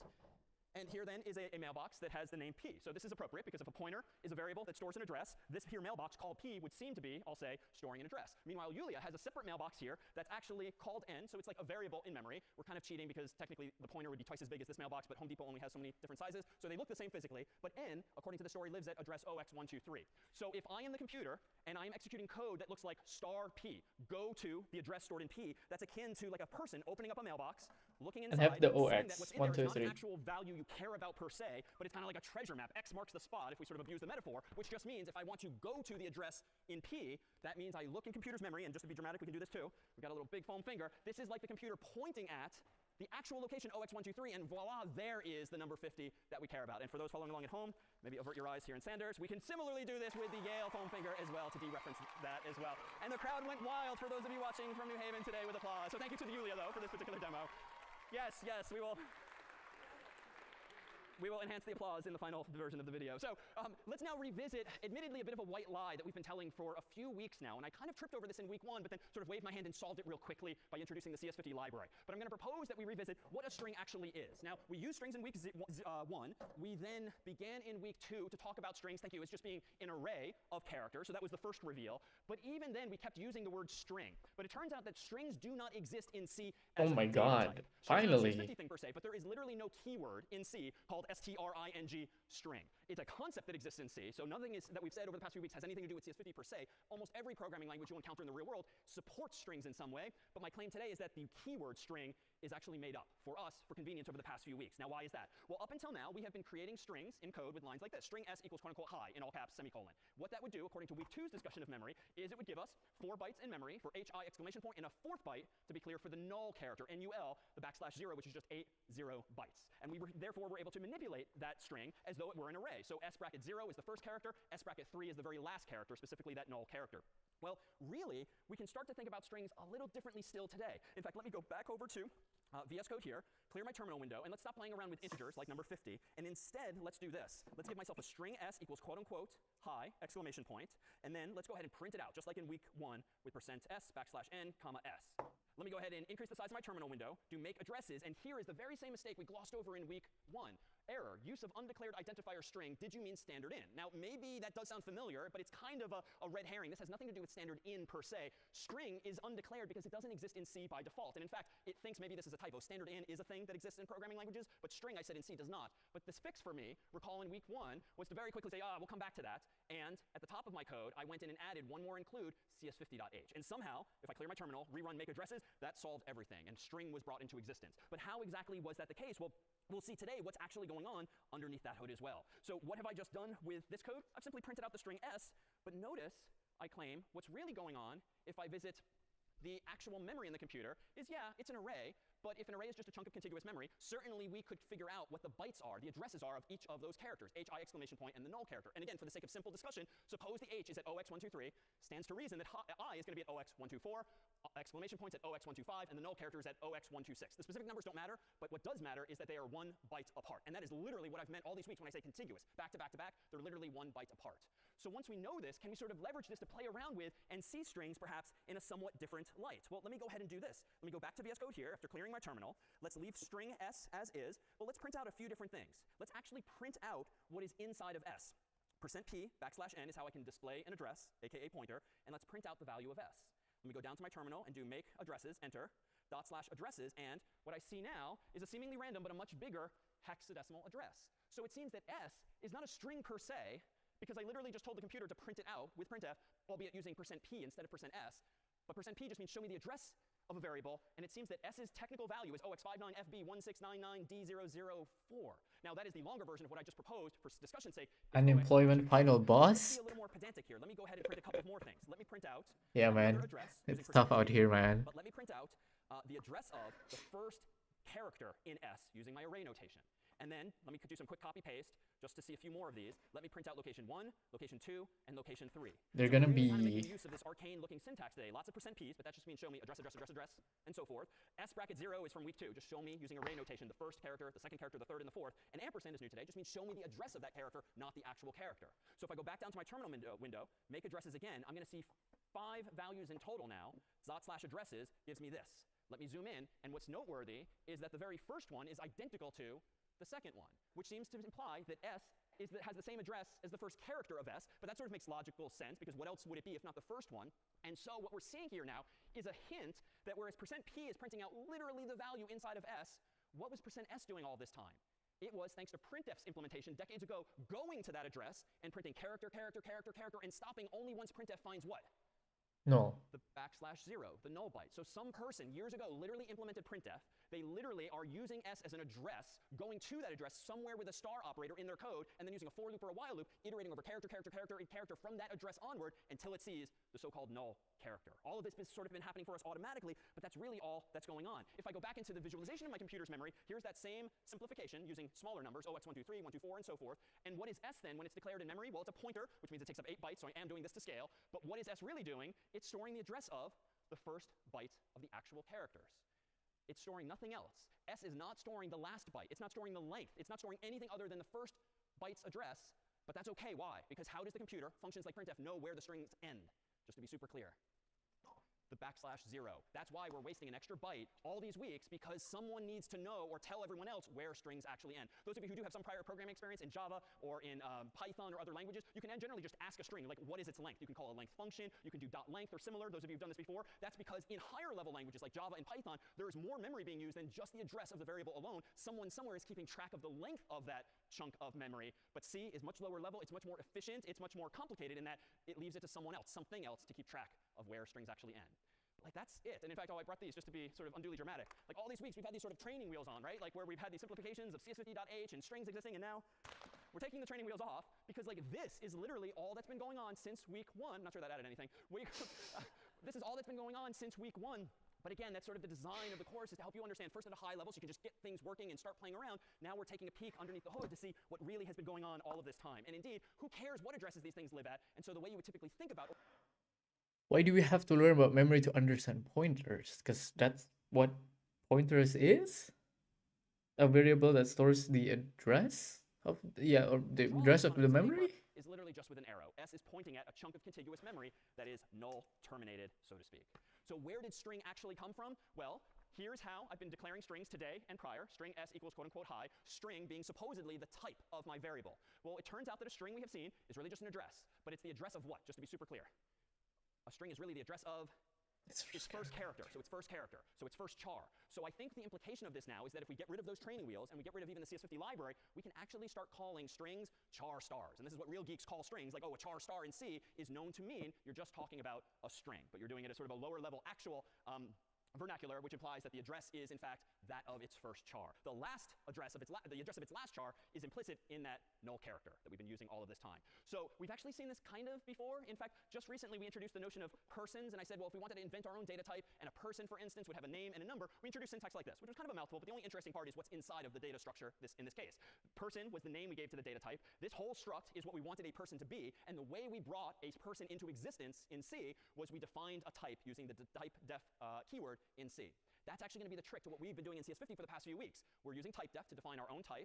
We want to create an alias, for instance, from one thing to another. So just to keep things simple at first, suppose that I'm really confused by int. Like, it's an integer, I get, but why int? Why int? Suppose I want to create a synonym called integer for ints. I could literally say typedef int integer semicolon, and this will bring into existence a data type called integer, which doesn't really solve a problem other than helping you remember that ints is really just short for integer, but the syntax can be as simple as that. It doesn't need to be multiple lines with structures and person attributes like that. So accordingly, how can I define a data type for a string? I can say typedef char star, which is admittedly more mind-bending, but I want to think of it instead as a string.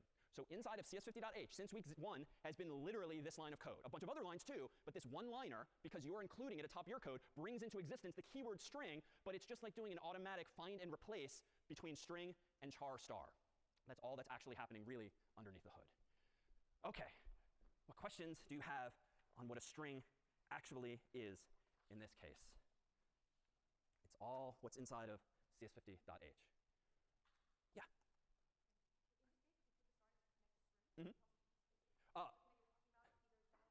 A really good question here. Am I violating my own convention? I am not here. Rongshin, do you know if this would work without the space here? We'll find out. He's checking. So this is a different context. I'm not actually declaring a variable here called string. I am declaring a type called string. It's possible it's allowed. I don't know offhand. So good question. Other questions? Yeah, I'm back.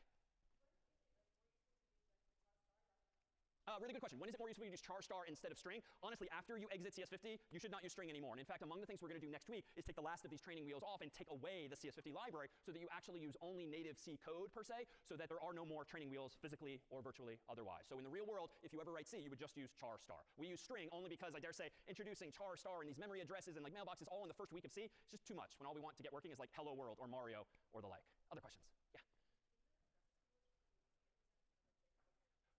Really good question. In my VS Code here, when I used the ampersand, I used it in front of each of the characters, 0 through 3, but I didn't use it here. A subtlety, but the reason I didn't use it here is because S, we now know, is already a pointer. It is a char star. So if it's already an address and %p expects an address, there's no reason to do ampersand S. It is already the address of a string.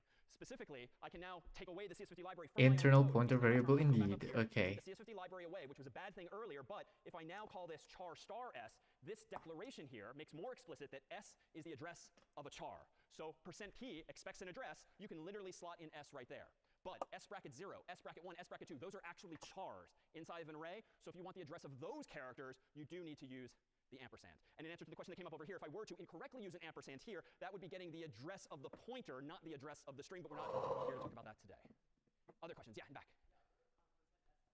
Where does %s come from? So that %s is supported by C and specifically printf. So strings exist as a concept in C. The word string does not exist, but when you use printf now, as I can here as another demonstration, I can do printf. I don't change this now to %c because I don't want to print a character. I still want to print a whole string conceptually, and I can pass in here s just as before. So printf has always understood %s. That's not a CS50 thing. The only thing that was a CS50 training wheel was the word string, which we can now take away safely. You just have to start writing char star instead. Other questions in back? A good question. So in your own code, should you now start doing typedef char star string semicolon so that you can still use string? Like, no. I mean, if after today or if after a few days from today you sort of understand what's really going on and you're comfortable with it, there's no reason to like keep putting the training wheels back on yourself in perpetuity. The simpler approach would just be keep using CS50's library for some amount of time, and that too is fine. Even come final project, it's fine to still use these training wheels. The goal of today and next week and beyond is really to make sure you understand how you can write code successfully even without those same training wheels on. All right, so let's poke around just a little bit more with these capabilities. In VS Code here, let me propose that we can dabble a little further as by doing something like this. If I go into, let's say, addresses.c one final time, I'm still going to create s as quote unquote hi in all caps, but now just to be clear, let's print out this string manually, just as we could have back in week 1, except now there is no string, there's only char stars. So I'm going to do %c \n quote unquote comma s bracket 0. And then just for the sake of discussion, let me just copy paste this twice so as to print out these two characters. Again, I'm just playing around. In the real world, I should really use a for loop or something like that, but I just want to manually poke around with this new syntax.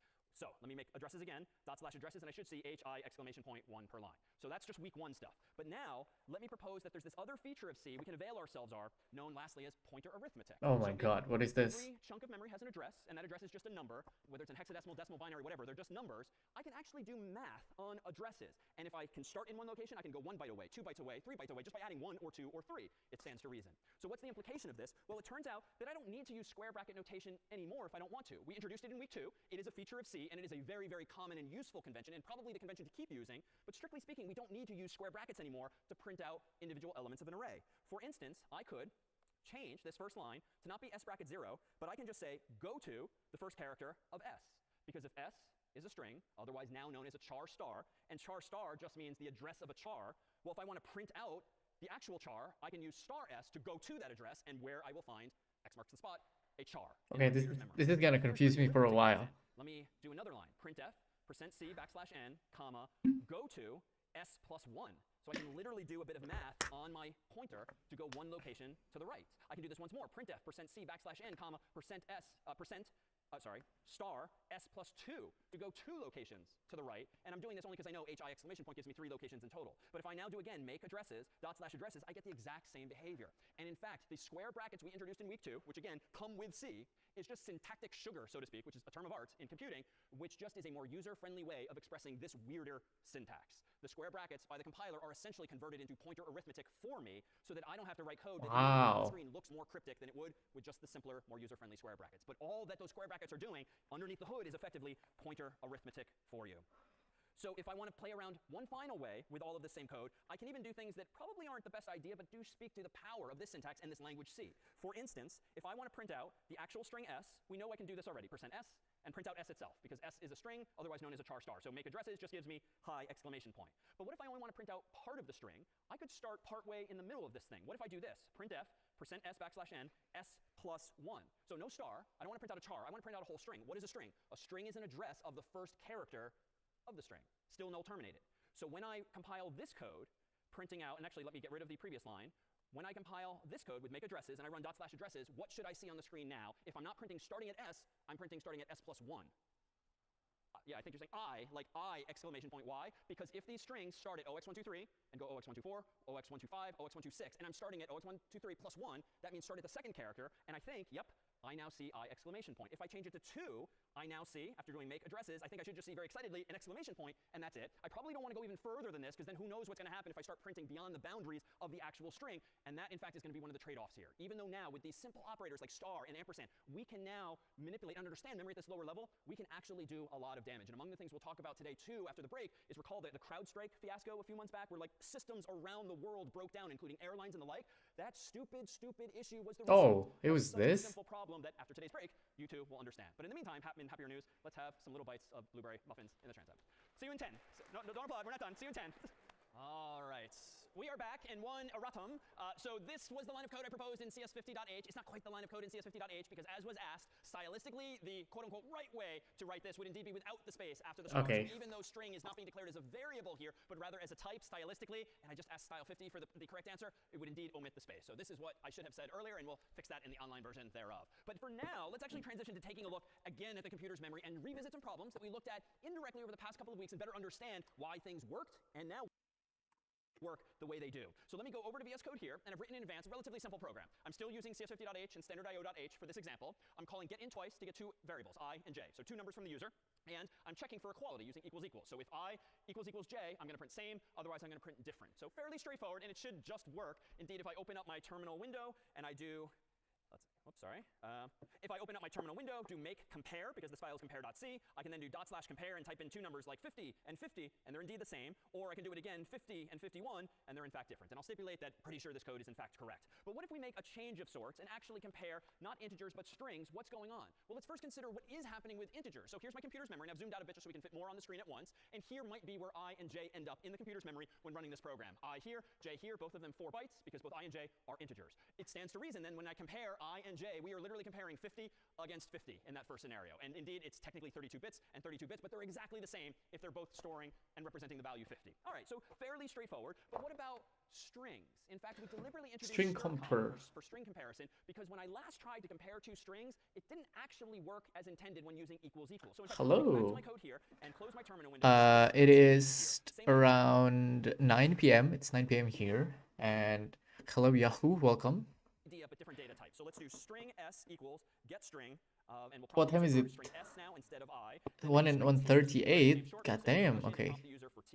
Then let me go ahead and Hello, say hello, s Tech equals Garage. t. Welcome. Go ahead as before and print out same \n. Otherwise, go ahead in my else clause and print out quote unquote different. All right, so same logic, but different data types, using strings for the type and get string for the function. Let me open my terminal window again, make compare.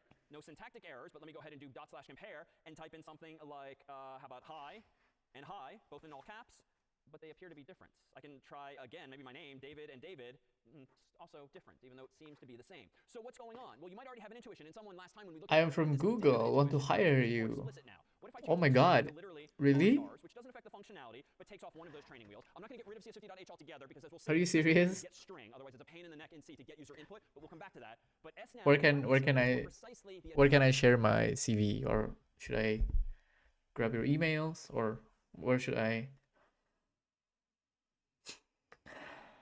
S of a character, technically the first character of a string. So what then is being compared on line 9 that's yielding this different answer? Why are hi and why are David different, even if typed identically?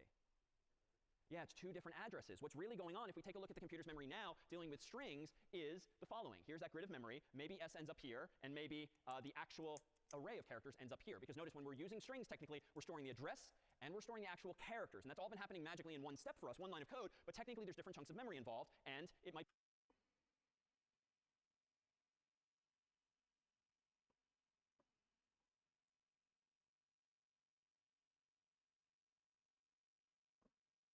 be at OX123, OX124, OX125, and OX126. All of that happens automatically with that one line of code when I create and initialize S. Meanwhile, S is going to therefore store the address of that first character, hence the whole idea of a char star. But what is T? Well, maybe T ends up over here, somewhere in memory. Maybe the other hi that I typed in, or a bit later the David that I typed in, ends up at maybe OX456, OX457, OX458, OX459. Again, who cares what the addresses are, but they are back to back to back, which is important. But suffice it to say then, what ends up in T is the address of that second string that I actually typed in. And for all intents and purposes, that's like S pointing to this chunk of memory, T pointing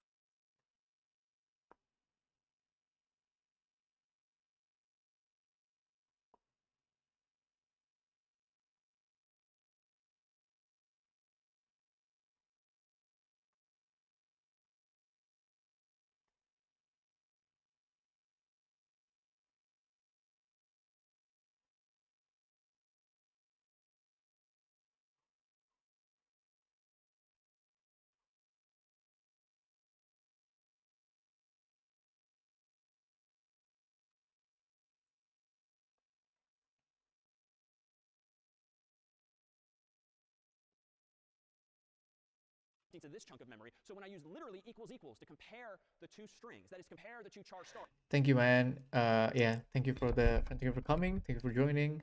Hope you have a great rest. See you when I see you again tomorrow, or no, if not tomorrow, maybe on Monday or any other day. But yeah, happy Sunday. Please apply on our official portal. Okay, thank you. I have my email below if there's a way where you could send, or like you can on LinkedIn. That is, compare the two addresses. Clearly, they're in different places. It's like asking the computer, are OX123 and OX456 the same? Well, of course not. Those are literally two different numbers, written in hexadecimal or anything else. So we needed a solution for this, and that is why we introduced strcomp, the function that actually addressed this properly. If I go back then to VS Code here, and instead of using equals equals, I give myself access to our old friend now, the string.h header file. It's okay. Just let it be. Strcomp, So I can do stir comp passing in two variables, s, comma, t, and recall what is the return value I care about? What does stir comp return if two strings are equal? So it returns 0, otherwise it's a positive or negative number, which helps with alphabetization, but that's not what we want here. I want to make sure that the return value of stir comp equals 0. And what does that do for me? Well, if I open up my terminal again, make compare, /compare, and again type in hi, exclamation point, enter, and hi, exclamation point, enter, now they're in fact the same. But if I type something different, like hi and bye, those of course are different, not on the basis of their addresses, but on the basis of their actual characters. And in fact, that's what's really happening. The way Yeah, stir comp is implemented it by happens all the Stir time. Go It's fine. is that they have some code, some kind of loop probably, that first dereferences s and t respectively, goes there, and then in some kind of loop iterates over these two strings in memory, checking whether the individual chars equals each other, stopping once it hits \0 in either string, and if they happen to look the exact same character by character, then it returns 0. It's a little fancier than that because it uses some less than or greater than to figure out if one comes before the other ASCII-betically, but it is doing the walking across the string. So the person that implemented stir comp uses a for loop, a while loop, whatever, to do all that legwork for us. Questions on stir comp or what we've just revealed? Yeah. Good question. Is it subtracting the ASCII values of the characters? Not necessarily. It's probably comparing them with less than or greater than literally, because if you're comparing A and B, that would be like comparing 65 and 66 if capitalized. So you don't need to subtract anything per se. You can just compare the magnitude of those values. Yeah. A good question. Do we use two locations in memory for both the pointer s and the actual array of characters? Short answer, yes. And how that is happening is as follows. If I go back to VS Code and highlight the lines of code that we just wrote, for instance, line 7, the left-hand side of the expression here creates those 8 bytes in memory called s that will eventually store an address of the first character of some string. The get string asterisk function, s CS50, handles the process of allocating the array for hi, exclamation point, and the \0, and puts it somewhere. I depicted it down here on the screen. So get string allocates one chunk, and your code here allocates the other chunk. There are other ways to do this, and in fact, once we completely take away the CS50 library, you have to allocate not only the left side, but also the memory for the right side of this expression, so to speak, and we can do that in different ways, and we'll come back to that soon. All right, so if we now know and appreciate that these two addresses are indeed different, s and t, it turns out we can kind of play around with, create some new problems, but also solve them as well. So how might I go about, for instance, let's see, seeing what we just did. If I go back into VS Code here, let me just do something simple and no longer compare these, but just to make the point using our %p format code now, I can actually print out the actual values of s and p if I want to s and t if I want to convince myself of all this. So I can print out, with %p with the value of s, with %p the value of t, and in this case, even if I type the same thing, watch again what happens. Make compare, /compare, I'll type in hi, and I should now see two addresses, but per the depiction on the screen, they do end up in different locations. They're similar locations. These numbers are actually pretty similar, but notice they differ down here. A B and an F puts them a few bytes apart, so they're actually next to each other in memory, but they're not, in fact, at the same location. So that's what's happening underneath the hood. And just to be super clear, it is rare, if ever, that you as a programmer will ever bother using %p to print out an address. Generally, we do not care where things are, just using it for the sake of demonstration, to make clear that we could go there if we so want. All right, well, what if we want to make maybe manipulate these strings and actually change them in some ways? Let me do this. Let me clear my terminal, close compare.c, open up a new file called copy.c, whereby I might ultimately need to make copies of strings in memory. And let me go ahead and do this. Let me include cs50.h, so I can still use getString. Let me include, how about standard.io.h, as we often do. Let me include string.h, as we now do. Int main void for my main function, and then in here, let's do the same thing as before. String s equals getString, and prompt the user for that string. Then let's go ahead and copy the string as follows. String t equals s. Then let's go ahead and capitalize the first letter of this string. And it might be a little hazy, but we introduced a library a couple weeks back called ctype.h, which has a bunch of functions related to types in C, one of whose functions, recall, is toUpper, which is just uppercase as a character. So what I'm going to do here is I'm going to change the first character of t, but not s, to equal whatever the return value of toUpper is, passing in the first character of t. So I'm just changing the first character of t to be the uppercase version thereof. Now I'm going to go ahead and print out the value of s is %s \n. I'm going to plug in s, and then I'm going to do the exact same thing for t, so I can see both the before and the after version of my capitalized change. Let me open my terminal. Let me do make copy. And I screwed up because I should be including not a C file, but a header file. So ctype.h at the top, unintended mistake. Make copy, again, that worked, /copy. And now this time let me deliberately type it in all lowercase, hi exclamation point, because the whole point of t is to be uppercase. If I hit enter now, I see, a curiosity. Both s and t were somehow capitalized for some reason, even though I only changed on line 12 the first character of t. Why might that be? Why might that be? Let me offer a bit of a hint. What if, again, we take off some of these training wheels? S is just a char star as of today. T is just a char star after today. So what's happening such that I'm seeing the change affect both S and T? Yeah? Yeah, I'm really copying literally S and T, which means both of those variables contain the same address. So even though I'm following T's address, that leads me to the same location that S is pointing to. So I'm essentially changing the one and only one copy of high exclamation point. In fact, we can see that as follows. If I open up my computer's memory, let me propose that S ends up over here, maybe high and lowercase ends up down here, maybe at those same addresses as before, OX123. Therefore, S contains OX123. Meanwhile, T is a separate variable that I declared with almost identical code, but I then set it equal to S, which is like literally copying the value in S into T. If we now get rid of all these unnecessary addresses and just use abstraction, it's as though S and T are pointing at the same place. So it doesn't matter whether you follow S or you follow T. When you dereference either, as is implied by the square bracket notation, means go there, you're just changing the one and only copy of H. And so whether you print S or T, you print out the capitalized version thereof. So what's the solution here? Well, we actually need to be a little more clever when it comes to making actual copies. Up until now, super simple to copy integers, chars, floats, longs, doubles, all of those primitive data types, super simple because code like that on line 10 would just work. But whenever you're talking about something fancier like a string, which isn't one location, it's sort of a sequence of locations, someone's got to do the hard work of allocating another chunk of memory, copying the characters from old into new, and somehow keeping track of all of that. Now we'll do this ourselves in just a moment, but thankfully there's going to be a library that can make our lives easier instead. So let me go ahead and do... Wait, let me try to understand this. Because this one is a bit confusing. So it's char S because it's a string, right?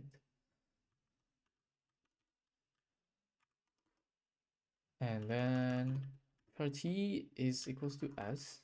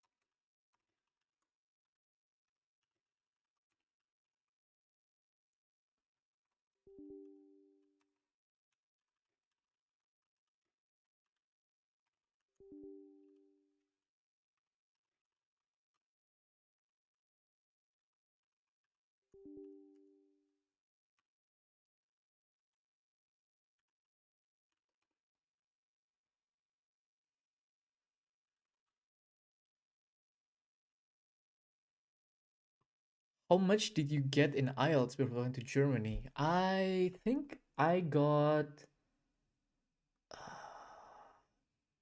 I think I got 7.5 or 7. It's either 7 or 7.5 before for applying here. And I did a course until B1 or B1. But of course, I took a B2, but I wasn't that serious at that time, I have to be honest. And yeah, kind of been learning by myself since then, just watching some German stuff, reading some German news when I can, and yeah, just normal practice. But yeah, but it's, I think it was, I thought when you download the header, the name says you can change. I don't know, yeah. For some reason that one doesn't work, but this one worked. But yeah, I got 7.5, I think. I quite forgot. I think it's already expired now, and I don't know if I need to. I hope I don't need to redo another IELTS. So for at least from the uni requirement, the B1 is enough, but they kind of require for us to do another B2 course, and that was also for credit. So that's that.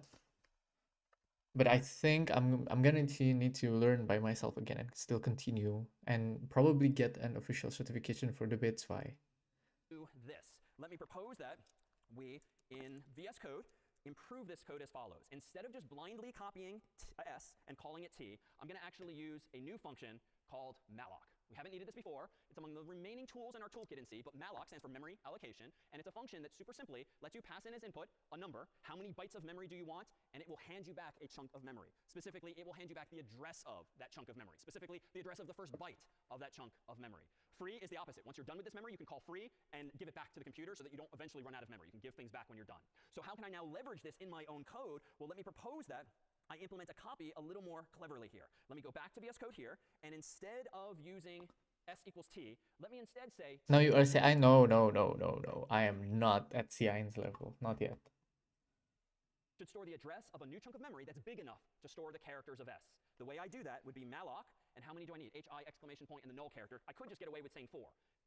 Give me 4 bytes of memory and store the address of the first byte in t. That is what line 10 is now doing. Now that's kind of a stupid approach. Like I shouldn't hard code the number 4 because who knows what the human's going to type in, but we have other friends here. We can say figure out what the length of s is, add 1 more byte for the null character, and ask malloc for that many bytes. Because now, no matter how big or small s is, we're going to ask for the appropriate number of bytes. What is stored in t at this point in the story is the address of that chunk of memory, specifically the address of the first byte in that memory. Now there's no null terminator or anything. Everything in there at the moment is sort of garbage value, so to speak, until I put something there. So what I'm going to do now is this. After I allocate that chunk of memory, I'm going to use a for loop, just like the authors of strcomp had, but for a different purpose. For int I equals 0, n equals the string length of s, semicolon, and we've seen that technique before, so we don't waste time calling strling again and again and again. I is less than n, and then I plus plus, and inside of my loop, I'm going to copy into location I of t, whatever's at location I of s, effectively copying from left to right all of the characters of s into t. At the very end of this, I could do something, but I think I could do something to manually add a null character to the end of my new string t, but I don't think I have to do that. The one time this makes sense is perhaps now. I'm going to actually iterate from I less than or equal to n, because I actually want to copy the null character as well. So if the string is HI exclamation point new line, I actually do want to go from 0 to 1 to 2 to 3 and then stop. Normally I would go from 0 to 1 to 2, but I want to include the sort of secret null character there. So I think this for loop will capture that for me. I'm not going to change any of the rest of code, so all I have done that's different now is explicitly allocate a new chunk of memory for t and copy everything in s into t. But to use malloc, I need a new library. I'm going to go up here and include standard lib.h. And again, you learn through practice what's in what library, or you can go to manual.cs50.io and just look it up to figure out in which header file something is. And I'm also going to include the same header files as before. So the only change is to add standard lib. Let me open my terminal window, make copy, /copy, and now let me type in HI exclamation point in all lowercase, and I should see in a moment the output of both s and t, but hopefully only one of them is capitalized t. And indeed, I've done it somehow. So what actually just happened? Well, if we actually go over to a visualization thereof, here is my computer's memory when s exists. If, though, I'm going to allocate new memory with malloc, that's like calling malloc, getting some chunk of memory. Maybe it ends up here, maybe it ends up somewhere else. I'm just keeping it in the same place for discussion. And the first address happens to be 0x456. Well, what gets stored in t? The return value of malloc, and malloc returns the address. Okay, 1 second. I need to go grab something.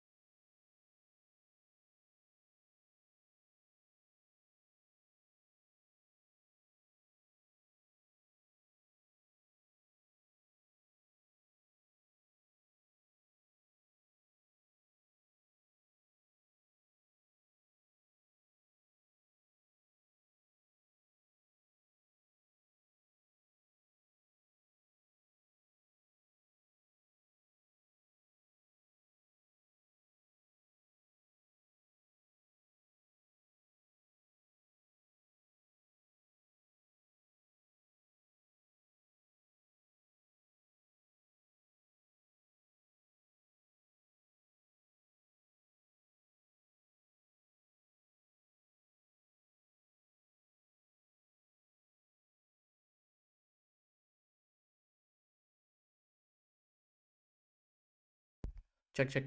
Okay, we're back. Sorry, continue. Of the first byte of memory. So what ends up in T is effectively 0x456, but who cares? We'll just draw it abstractly as an arrow. What does my for loop then do? Well, it iterates over S and T in lockstep such that the H gets copied, the I gets copied, the exclamation point gets copied, and because I use less than or equal to, we also copy the secret null character as well. Then I use 2 upper on T bracket 0. Here's T bracket 0, and so I think only the H in T is now capitalized. It's not a particularly interesting exercise, but it does demonstrate really with as few steps as possible how we can solve this problem of actually copying strings in memory by allocating enough space for them in that actual memory. But there is a caveat. A lot of things, unfortunately, this week onward can go wrong when it comes to memory. Like your computer could be out. Maybe you have an older computer. Maybe you have a really fancy program that has so many variables, so many arrays that eventually you run out of memory. It's possible that malloc can fail. Something can go wrong, and malloc will not, in fact, return to you the address of the first byte of memory available, because if none's available, it's got to return something else. So in cases of error, what malloc really returns to you is 0. Like, I have no valid bytes for you. And 0 itself is a number, so that's a little confusing, and this doesn't really help with confusion. What malloc returns if an error happens is null with 2 L's. This was a stupid design decision decades ago to call the character 0 NUL and the pointer 0 NULL, but this is where we're at. So NULL is the address 0, and it almost always signifies something went wrong. We just need a special symbol to signify something went wrong when returning a value from malloc. So how can I use this? Unfortunately, now, just like in some of the problem sets thus far, when you've started to add error checking to when things can potentially go wrong, your code gets a little more verbose. But what I'm going to do here, if I go back to VS Code, is the following. What can go wrong? Well, if T ends up equaling null, that is, if it has a bogus return value in it that is not a valid memory address, then there's not much I really can do except like return 1 just to signify error. I could print out an error to the screen, I could inform the user somehow, but if malloc returns null, I had better not proceed to try copying things from left to right into it because there is no memory there. That chunk of memory on the screen at bottom right does not exist if malloc fails. Okay. So you don't want to go there and start blindly touching memory, let alone capitalizing memory that's there. So I have to start adding in some of these error checks in this case. And in fact, even this is a little naive. It's probably not safe to even assume that the user typed in any string at all. Maybe the human, just to be difficult or making a mistake, and just hit enter. So the length of the string is 0. You probably shouldn't try capitalizing 0 either. And so what we should probably do down here too to be super safe is only if the stir length of T is at least greater than 0, then go ahead and capitalize it. Otherwise, do not touch that memory either. In other words, starting this week and next week, and even when we get to Python, you should start acquiring an instinct to code defensively. Things can go wrong in your code, in someone else's code, and if you do not handle those situations with ifs or else ifs or the like, your computer will crash, the thing will freeze, or the like. And again, to tease the CrowdStrike example, if you screw up and you don't check the boundaries of something, the length of something, who knows what can happen? Because if you touch memory that does not belong to you, the typical behavior, again, is to crash, to freeze, to do some undefined behavior like that. Now, I will say, this is getting really annoying. I mean, I've written, what, like 30 some odd lines of code just to copy 2 strings. That's a little unfortunate when this is probably a pretty common thing to do in the real world. So it turns out there are library functions like this too. And in fact, I can get rid of a lot of my code here for copying, and I can actually just call a function, strcpy, strcpy for short, and pass in the destination, pass in the source, semicolon, and that will do all of the for loop or the while loop or however that person implemented it of copying one into the other. The ordering is a little weird. It is indeed destination, comma, source, but that saves me the trouble of doing all of that code myself. Questions then on what we've done here, the key details really being malloc and one omitted detail, which we'll come back to. Yeah?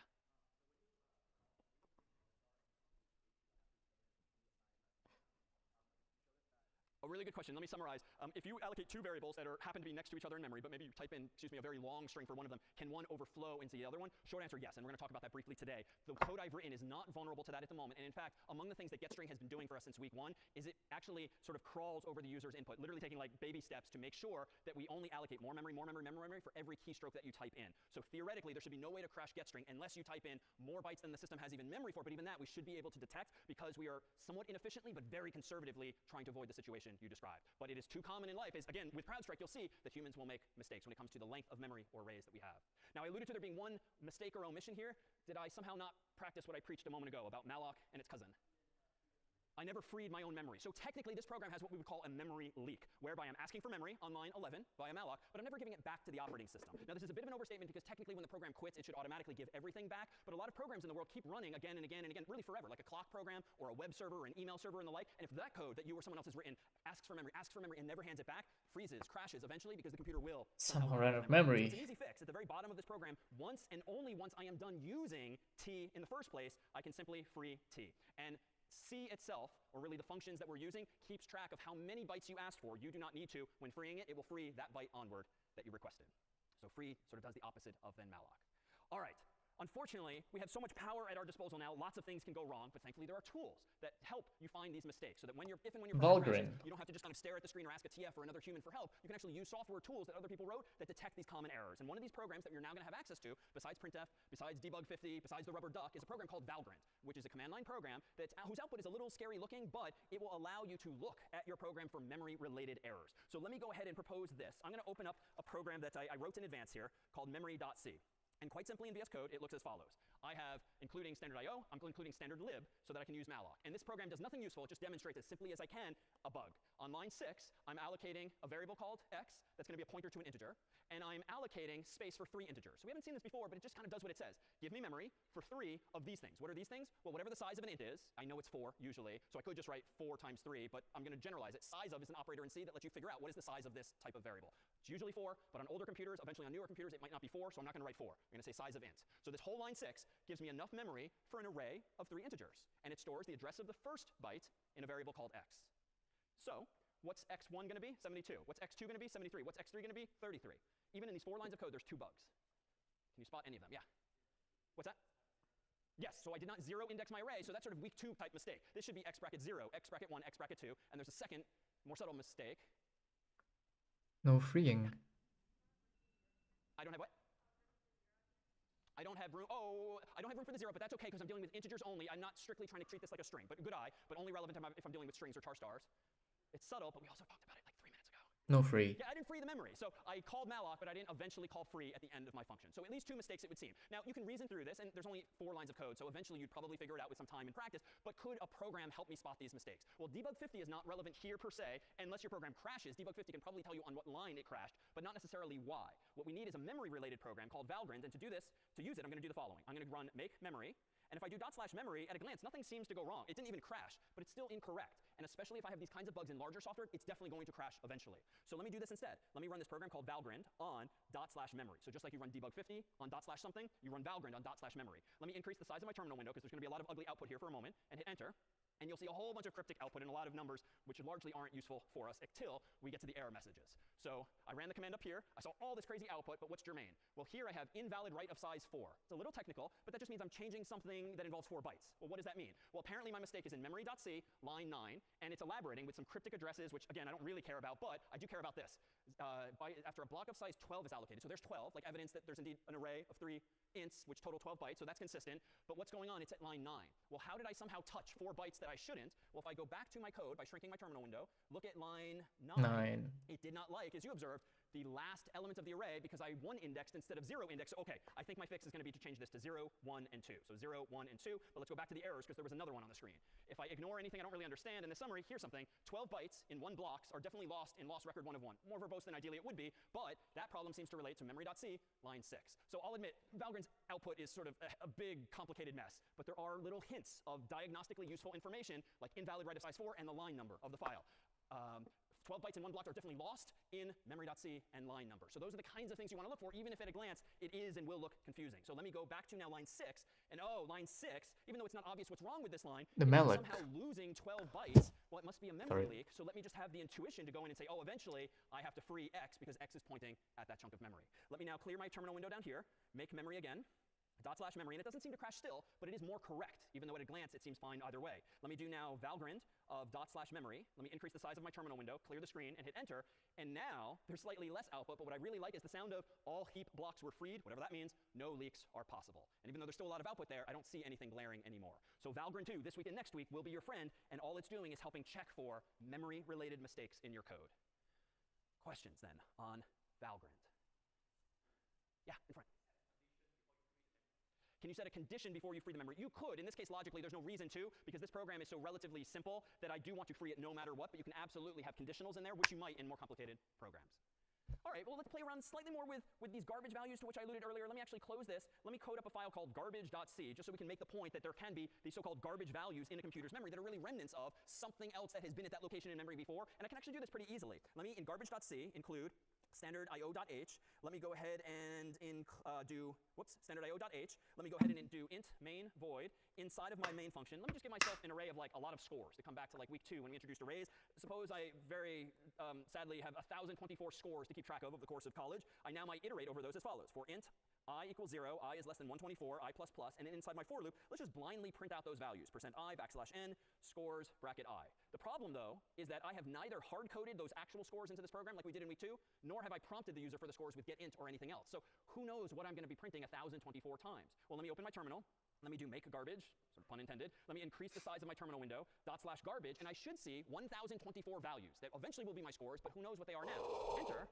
It's a mix of some really good and some really bad scores, it would seem. Some zeros, some small numbers, some big numbers, my God, some negative numbers, which isn't good for scores, but they're all over the place. And if I scroll up, I can count them. There's indeed going to be 1,024 of them. But they're garbage values in that I can't make head or tails of what they actually are. As an aside, this has nothing to do with C, but the operating system, Linux, that we're using here, does have commands that you can run if you are getting overwhelmed by output. So for instance, if I run garbage again, if you know there's going to be more output than you can see at once, and you don't have to bother scrolling back through time, you can actually do what's called piping it to a program called less, which, as the name suggests, will show you less of the output at a time, one screenful at a time. So if I hit enter now, I only see the first screenful until I hit space, space, space, space, and so forth, and it will paginate the output for me, and I can just hit Q when I'm done with that. So it doesn't change my code, doesn't change my program, just a handy command line trick if you're ever overwhelmed by the amount of output there. But these garbage values can really get us into trouble. And in fact, let me propose to consider another program that's a little arbitrary, but it's going to use some of today's building blocks. So here's a main function, and at the top couple of lines here, I'm doing this. I'm creating a variable called x that's going to store the address of an int. I'm creating a variable y that's going to store the address of an int. So far, so good. I haven't assigned them any values yet, but that in and of itself is not problematic. I can always assign them values later, like any variable. I'm now going to allocate enough bytes for the size of an int. You and I know it's probably going to be 4, but I'm doing it dynamically, asking for the size of an integer. And I'm storing the address of the first byte in x. But notice what I'm not doing is storing anything yet in y. The next line of code here, I'm sort of using the sentinel value 42 and storing that at the location in x. So the dereference operator says, whatever address you got from malloc, go there and put the number 42 there. This next line says, go to the address in y and put the number 13 there. But I've highlighted in red this time why. This line will probably crash. Why, intuitively? We haven't given y a value. I didn't copy s's value. I didn't malloc anything for y. It contains a garbage value. Maybe it's 0 like we saw on the screen. Maybe it's a really big number. Maybe it's a big negative number. Who knows? But that's like saying go there and like put this number 13 in some random unlucky location. And again, program's probably going to crash, freeze, or something else. The other lines here are OK. Eventually, I get around to copying x into y, giving it a valid value, and then going to y's value and assigning it the number 13. So that one line of code was the problematic one ultimately. So what's nice about this code is that it actually happens to line up perfectly with a fun video that our friends at Stanford University put together that's about 2 minutes long, and it introduces a character that's well known in computer science spaces as Binky. So Professor Nick Parlante of Stanford spent some time doing some claymation to bring exactly that code and exactly that problem to life. If we could dim dramatically the lights. Oh my God, Hey, Binky, holy. wake up. It's time for pointer fun. What's that? Learn about pointers? Oh, goody. Well, to get started... Oh, this is pointers. nice. Okay, this code allocates 2 pointers which can point to integers. Okay, well, I see the 2 pointers, but they don't seem to be pointing to anything. That's right. Initially, pointers don't point to anything. The things they point to are called pointees, and setting them up's a separate step. Oh, right. I knew that. The pointees are separate. So how do you allocate a pointee? Okay, well, this code allocates a new integer pointee, and this part sets x to point to it. Hey, that looks better. So make it do something. Okay, I'll dereference the pointer x to store the number 42 into its pointee. For this trick, I'll need my magic wand of dereferencing. Your magic wand of dereferencing? Oh, that's great. This is what the code looks like. I'll just set up the number and... Hey, look, there it goes. So doing a dereference on x follows the arrow to access its pointee, in this case to store 42 in there. Hey, try using it to store the number 13 through the other pointer, y. Okay, I'll just go over here to y and get the number 13 set up, and then take the wand of dereferencing and just... Whoa! Oh, hey, that didn't work. Say, Binky, I don't think dereferencing y is a good idea, because... This is getting confusing now. I don't think we ever did it. Good point. Yeah, we allocated the pointer y, but we never set it to point to a pointee. Very And they made F. Hey, you're looking good there, Binky. Can you fix it so that y points to the same pointee as x? Sure, I'll use my magic wand of pointer assignment. Is that going to be a problem like before? No, this doesn't touch the pointees. It just changes one pointer to point to the same thing as another. Oh, I see. Now y points to the same place as x. They made the video Wait, to now make y it is x, fun. It has a pointee. So you can try the wand of dereferencing again to send the 13 over. I guess it's, you know, it's that bad. You know, the material is that Hey, look bad. at that. Now You you have to can create link a the because the pointers are shared. clay They animation. both see the 13. Yeah, sharing, whatever. So are we going to switch places now? Oh, look, we're out of time. But All right, so Binky's purpose in life is really to make clear that bad things can indeed happen when you touch memory that you shouldn't, including things that we now know as garbage values. But there's even other problems, but also solutions that we now have access to, thanks to our newfound understanding of memory and in turn pointers. So it's been very common over the past few weeks, especially last week, to have to swap values. Like when we were doing bubble sort or selection sort, we kept having our human volunteers swap locations, and in the computer's memory, or in our pseudocode, we had to have 2 variables or 2 values swap locations as well. For this, we thought we'd motivate folks. We can offer you either a little Mario mushroom or question mark if we can get one more volunteer today to act a little something out with me here. Don't all raise your hands at once. How about, I saw the Harvard shirt, is it? Or that shirt, yes. Yeah, no, yeah, come on down. Yes, the one who wanted to keep using string as a type def before. All right, maybe a round of applause to break the awkwardness here. for the other volunteer who had your hand up, catch my eye next time too. But for now, we just need one of you. And come on up. All right, you want to introduce yourself to the world? Hi, my name is Gabe. Gabe, okay, and a little something about yourself? I live in Thayer. I'm a freshman. Nice. All right, well, good to meet you. Come on over here, where we have 2 glasses of water. One is pink, one is blue, and each of these effectively represents like a variable that contains some value, either pink or blue. Could you go ahead and swap the 2 values of these glasses? Okay, that's technically just like moving the variables around in memory, but I'd really like you to get the pink water in the blue glass and the blue water in the pink glass instead. So let me undo that. You're hesitating, why? Because if I pour the blue in the pink, then they're going to blend together. Yeah, and you're going to sort of overwrite the value with the other, and so we're going to lose information in that case. Okay, so this was a bit of a setup. So let me get you a third glass, or a temporary variable, if you will, and if you want to verbalize how you would solve the problem now with this third variable. Okay, so I'm going to pour the blue into the new variable, and then pour the pink into my old blue cup, Nice. and then pour the blue back into the old pink cup. Very nice. I think that warrants a round of applause, if we could. Okay, nicely done. Thank you. Okay, which would you like? This one. All right, so thank you to Gabe. So all right, this was all to make the point that swapping is not that hard, and we all have kind of an intuitive notion of how to do it, but we do need, it seems, like a temporary variable. And that actually maps pretty cleanly onto C code. So how might we do this in practice? Well, if we wanted to implement an actual function in C that does swapping, for instance, I might do, if we want to actually do something in C that involves swapping, I might do something like this. A void function, because I don't need to return a value, I just need to do some work. Function's called swap. It's going to take in 2 values, int A and int B, and the goal in life here is to swap A and B. It's actually pretty straightforward. I could actually do lines of code like this, calling A and B the 2 inputs, like the pink and blue glasses, temp, or TMP for short, for the temporary variable. And just as Gabe did, I can store in the temporary variable 1 color of liquid, or the value of A. I can then change A to be that of B, and then I can copy the value from the temporary variable to B, and at which point I don't care about temp anymore. This code is correct. It would swap those values just as Gabe did with the glasses of water, but it's only going to work inside of the scope of swap. And this is the catch. Recall that when we introduced the notion of scope earlier, a few weeks back, we said that variables really only exist in the context of the curly braces in which they're defined, or in this case, as part of the arguments passed into the function. So this successfully swaps A and B, but if main or any other function is using swap, it's actually not going to have any useful effect on the original values of A and B. In fact, let me go over to VS Code here, where while Gabe was doing that, I whipped up this program in advance, and it looks like a lot, but it does something relatively simple. I've got main, which declares 2 variables, x and y, values of 1 and 2. I'm then just printing out x is this, y is that. I'm then calling a swap function, and then I'm just printing the same thing. X is this, y is that. The whole point being, hopefully it'll say the opposite the second time. What is the swap function? Exactly what I just proposed earlier, which is exactly what Gabe just did correctly with the glasses. But as you might see where we're going with this, if I go into my terminal window and say make swap, /swap, enter, it doesn't actually seem to affect the values of x and y. It does affect the values of A and B, and I can see this if I use our old friend debug50. Let me go ahead and set a breakpoint inside of swap. Let me run debug50 on /swap, enter. And just to demonstrate what's going on here, let me step through a few of these lines of code as follows. So notice one at top left, temp has some bogus value initially. It's a garbage value. It's like putting some random color inside of the glass, but I kept it empty because in the real world, we need space for the colored liquid. But A is 1 and B is 2. Why? Because we passed in x and y respectively. If I now step over line 17, notice that temp changes to 1. If I step over line 18, A changes to 2. If I step over line 19, B changes to 1. So A and B, per Gabe's algorithm, were swapped correctly. But if I continue running this program all the way to the end, ultimately I got, because of the second printf, Oh, that x okay, still that 1, is interesting. Y is still 2. So A and B were changed clearly per the debugger, but X and Y were not.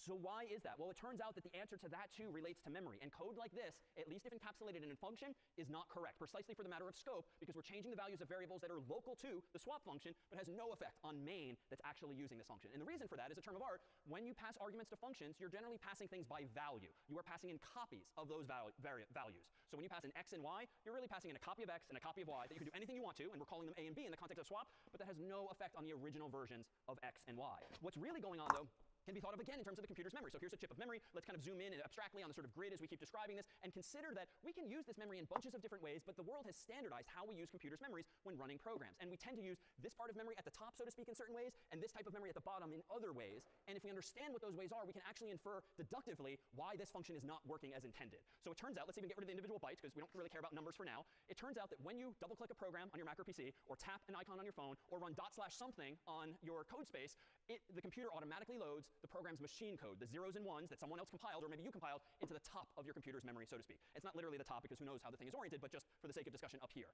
What else gets loaded into the computer's memory? If your program has any global variables defined outside of main, by convention, they go below the machine code that was loaded into memory. What else? If you end up using malloc in your code, that memory comes from this location here, which we didn't do until today. but actually it turns out that getString has been using malloc all this time since week 1, because that's how we're getting an arbitrary amount of memory for everything you might type in at the keyboard.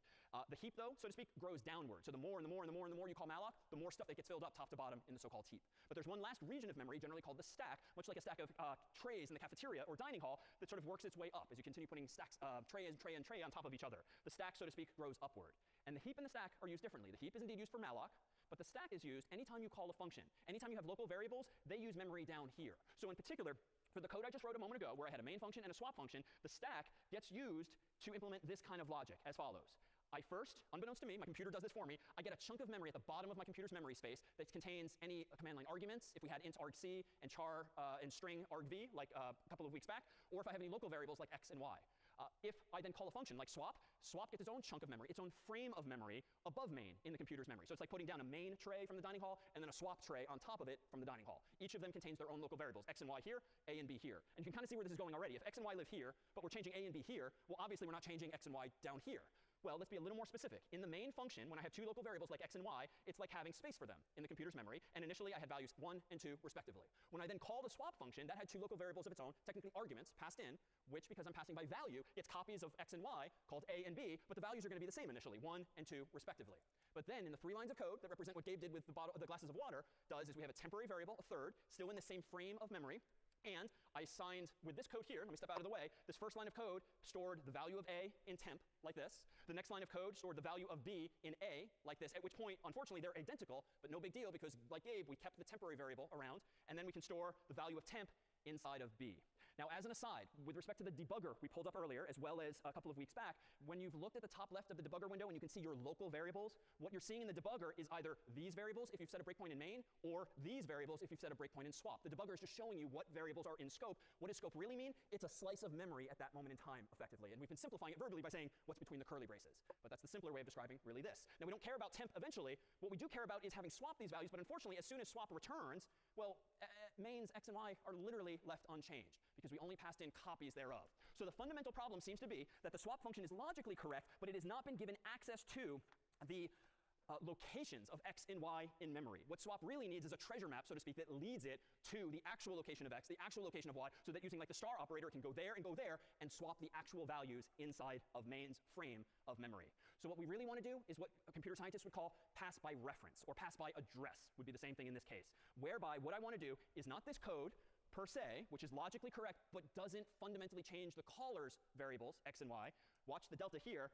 This is correct. And it looks crazy scary at a glance because there's all this new syntax, but it's really just the same syntax from the start of today used a few different places. What I'm saying now in this correct version of swap is that A is not going to be an int per se, it's the address of an int. And B is going to be the address of another int. This is my sort of treasure map whereby A and B are going to contain the addresses of x and y. What am I going to do? Well, temp is still just an int. It's still just an empty glass. But if I want to store the value at A in temp, I have to go to A and store it in temp. I have to go to B and go to A and put the latter in the former in the latter. I have to put the first in the second. Then I go and get the value of temp and put it at the address in B. So it's exact same logic, exactly what Gabe did, just way more syntactically involved. But again, it's just using pointer declarations up here and pointer dereferencing down here to go to those locations in memory.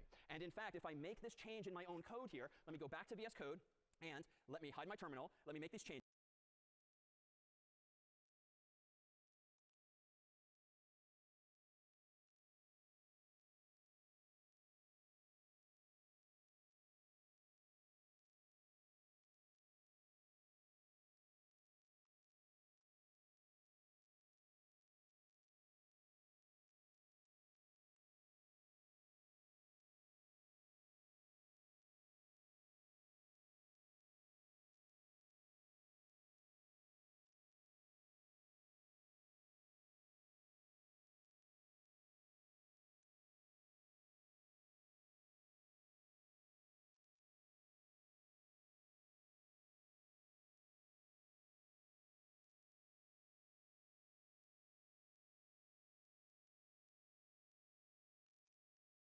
So pass in the address of an int, the address of an int, dereference A, dereference B, dereference A, and dereference B. It's almost done, but I do have to change one more line of code. And based on what we've discussed thus far, how does line 11 need to change? I no longer want to pass in x and y. The address of x and the address of y, which involves the syntax ampersand x and ampersand y. So again, syntactically, way scarier than it once was, but it's just these simple building blocks. Get me the address of x, and then go to that address as with the star operator. So let me open my terminal window again. Let me do make, swap, enter. It's airing now, but why? I've made a subtle mistake. It doesn't like the fact that I passed in the address, but wait a minute, let me scroll up. What else needs to change? The prototype here. So this also needs to be matching the actual implementation. So sort of newbie mistake, but I think now, if I do make, swap again, does compile, /swap, I should see x is 1, y is 2, and then hopefully, indeed, the opposite. So this version of swap correctly swaps the value because now I have a correct understanding of what is going on inside the computer's memory. And indeed, if we look at this code now in the context of the stack frames, let's see what now happens. So here is again the same setup. Main has variables x and y equaling 1 and 2. Swap gets called, but what are a and b? They're no longer the values of x and y, but the addresses of x and y. I don't care what those addresses are, so I'm going to abstract it away with some simple arrows, but these are sort of like the treasure map I keep referring to, the breadcrumbs, however metaphorically you want to think of it. A and b now lead to x and y. So you're passing things in by reference, so to speak, and therefore swap can manipulate those values. Now, as an aside, pass by reference is really the same idea as pass by value, but the values you're passing You can use the one of the referencing and one of in are the addresses course. instead of the actual values. So it's sort of just context dependent as to how you think about that. But passing by reference means really you're passing in by address. All right, so with that said, step by step, what's happening? I'm going to A, which is going to contain the value 1, and I'm going to store that in temp. So what I should see in temp still is 1. Now I'm going to go to B, and what I should see at B is 2, and I'm going to put it at star A, which is the same thing as 2 here. Then lastly, I'm going to grab temp, which is 1, and I'm going to put it at B, which is like following that arrow and changing that to 1. And this then pictorially is why my new version of the code indeed works as expected. And better still, when swap is all done and that frame of memory is taken away, it's still physically there, but we don't care about it anymore, so we might as well think of it as just disappearing. The change has in fact permanently affected main's version of x and y. Questions then on this trickery? Yeah. Sorry, a little lighter. A good question. When a function returns, does its stack disappear? Typically, no. You still have remnants of all of those values that were once there, unless the compiler or the computer is sort of scrubbing that memory, which is not typically done for performance reasons. And so there could be remnants of past things. So as an aside, your mind is actually going in an interesting adversarial place, because suppose there was some function that you're calling that involves passwords, for instance, and the user types in their password, and their password is stored at that location in memory. Even after that function returns, if the code is not implemented with any kind of rigor in place, you could somehow maybe, if you have malicious access to the code, access that memory location where there's the garbage value, but that garbage value is useful because it's someone's actual password, and in fact, that's a threat that has indeed happened from time to time. So here then, to recap, the bad code, but logically correct, just doesn't get the job done. The green code, of course, does get the job done for exactly those same logical reasons, but there's another problem we've now created. Even as we understand how the stack's working, and I claim that the heap is where malloc takes memory from, having like 2 arrows pointing at each other does not seem like a very good design, right? Because if you keep using heap, heap, heap, heap by calling malloc a lot, you're going to eventually overflow the stack. Or if you call lots and lots and lots and lots of functions, as you might with recursion or some other technique, you might overflow the stack, like a big stack of trays eventually kind of toppling over and touching things that it shouldn't either. Unfortunately, like there's no real solution because you only have a finite amount of memory, so it doesn't really matter if things go this way or this way. Eventually, you're going to either run into other chunks of memory or run out of memory altogether. So strictly speaking, this isn't such a bad thing unless you let things get out of control and you don't keep track of how much memory you're using, or defensively make sure you're freeing it as much as you can. And there are terms of art out there like heap overflow, which means if you call malloc too many times, you might somehow overflow some other area of memory with the heap. Some of you might know a popular website called Stack Overflow. Well, what is the etymology of that website? Stack Overflow is when you call so many darn functions that they overflow each other and maybe hit the heap or overflow each other in some way. You're overflowing the memory region known as the stack. These are generally examples of what are called buffer overflows, where buffer just means a chunk of memory that you're using for some purpose. And so a buffer can certainly overflow another, especially if you're treating it as a chunk of memory this big, but you start poking around past the end of it. It's like allocating an array for 4 characters, but trying to print the 5th, or the 6th, or the 100th, or the 1000th. If you've not asked for it, you're overflowing the buffer you've been given. So an array is just a buffer. And YouTube and Netflix, they all have buffers in the colloquial sense, in that they might pre-download a few seconds or minutes of video, storing it in a chunk of memory, like an array, or maybe somewhere on the heap. But the point is, a buffer is a finite size, and you can potentially overflow it by going past the boundary of it, past the end, or maybe even past the beginning. And thus was the issue with the real world a few months back with CrowdStrike. So this is very popular security-related software, ironically, that a lot of the world has installed on their servers to keep themselves safe. For those unfamiliar, unfortunately, this very software crashed some months back, taking down very important systems with it, including Delta Airlines' site and so many other companies. And this cost the world millions of dollars probably in lost labor and effort because systems went down, sales were lost, human time was incurred, and it boiled down in retrospect to the stupidest of bugs, if I might say. If you read through their very long PDF, their post-mortem that describes what exactly went wrong, which took a few weeks, I believe, to come out, there was this paragraph here, which actually sounds like a lot of big words. Sensors that received the new version of channel file 291 carrying the problematic content were exposed to a latent out-of-bounds read issue in the content interpreter. Like, the real interesting part is the last sentence. The content interpreter expected only 20 values. Therefore, the attempt to access the 21st value produced an out-of-bounds memory read beyond the end of the input data array and resulted in a system crash. So literally, even though you're only in a class like this for like a couple of months' time now, they had an array of size 20, and they wrote code that tried to access the 21st element. They touched memory they shouldn't have. The software froze or crashed. Therefore, the systems that self-froze or crashed, and cost the world millions of dollars in downtime and other side effects because of one off-by-one error. So it's a very possible Ooh, danger to trip over. And damn. one of the downsides of languages like C is that they make it very easy to do this. There is nothing in C stopping you from doing this. And a few other languages allow this as well.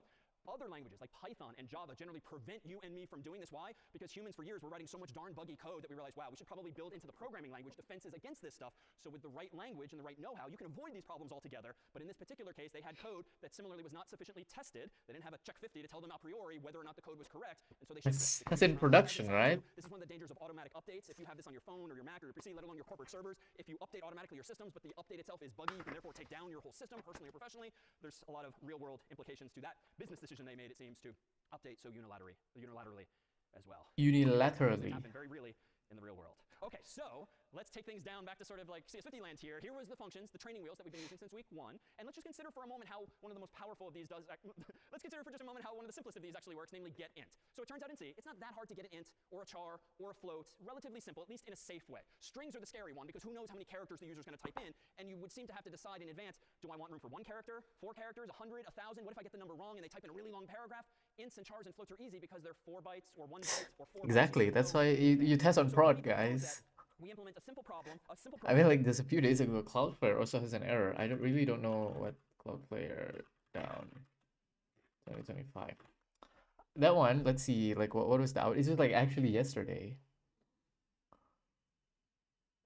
The graph below shows HTTP 500 error served by RNet. Okay, I don't know if this is what causes this.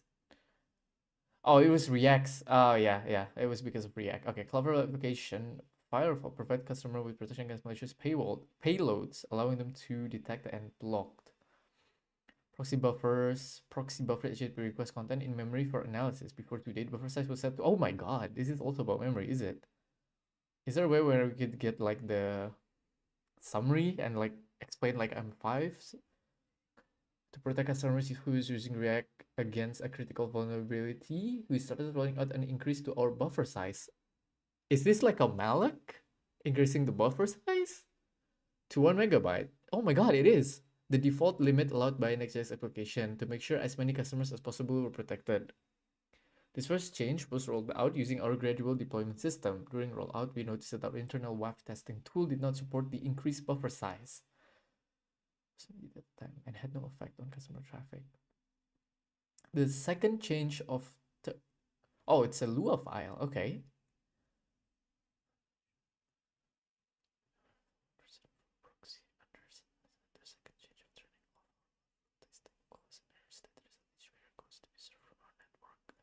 As soon as the change propagated to our network, code execution in our FL1 proxy reached a bug in our rules module, which led to the following Lua exception.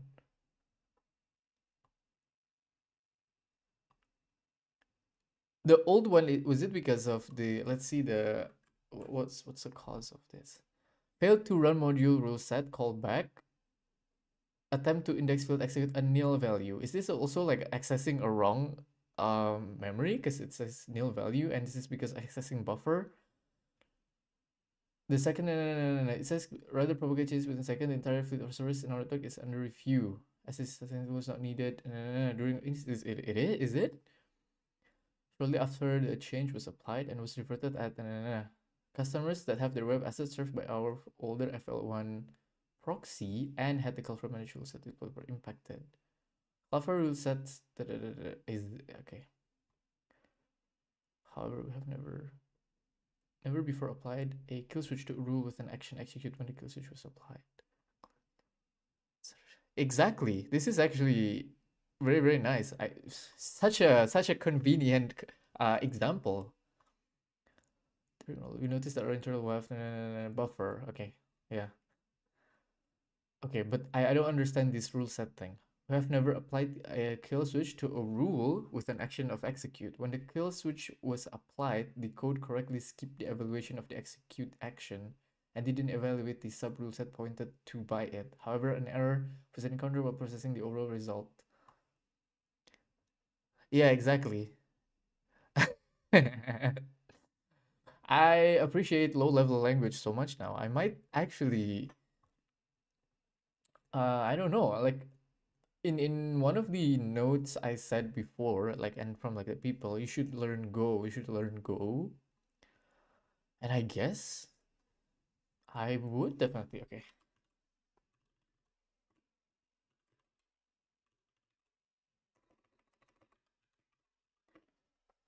So yeah, we already try. Okay, so we have like 4 stuff that is suggested by the in it. So okay, try Z, and I did. I already tried Z, and I think a few days ago where we were still trying to do a project, Z was awesome. Z is amazing. It's fantastic. I love them already. Um, so um, it only uses like maximum 200 megabytes. And oh my God, I love it. I love it so much. I still hear the fan, but it's not as loud when I was using either Cursor or VS Code. So that's done. Okay, this one is going to be the hardest probably.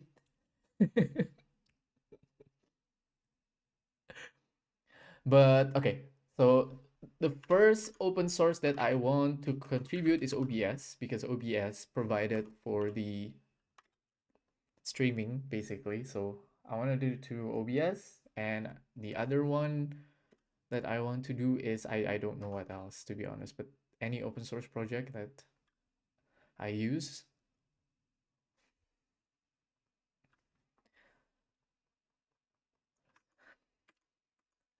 But yeah, okay, let me try to read what.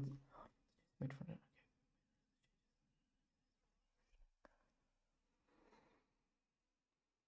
Is there a way to like okay use AI to summarize this? This was probably the only good way to like okay explain this shit like I'm 5.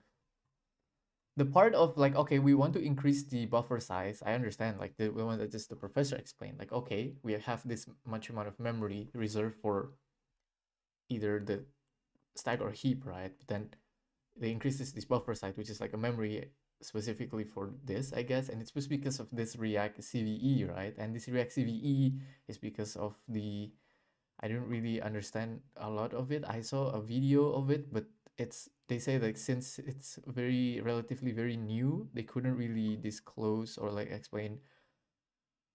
But it was pretty bad because it's like can access like server executors, like it can like the hacker could run like server stuff. Sorry, like they can run your server code, so that was a bit not good. So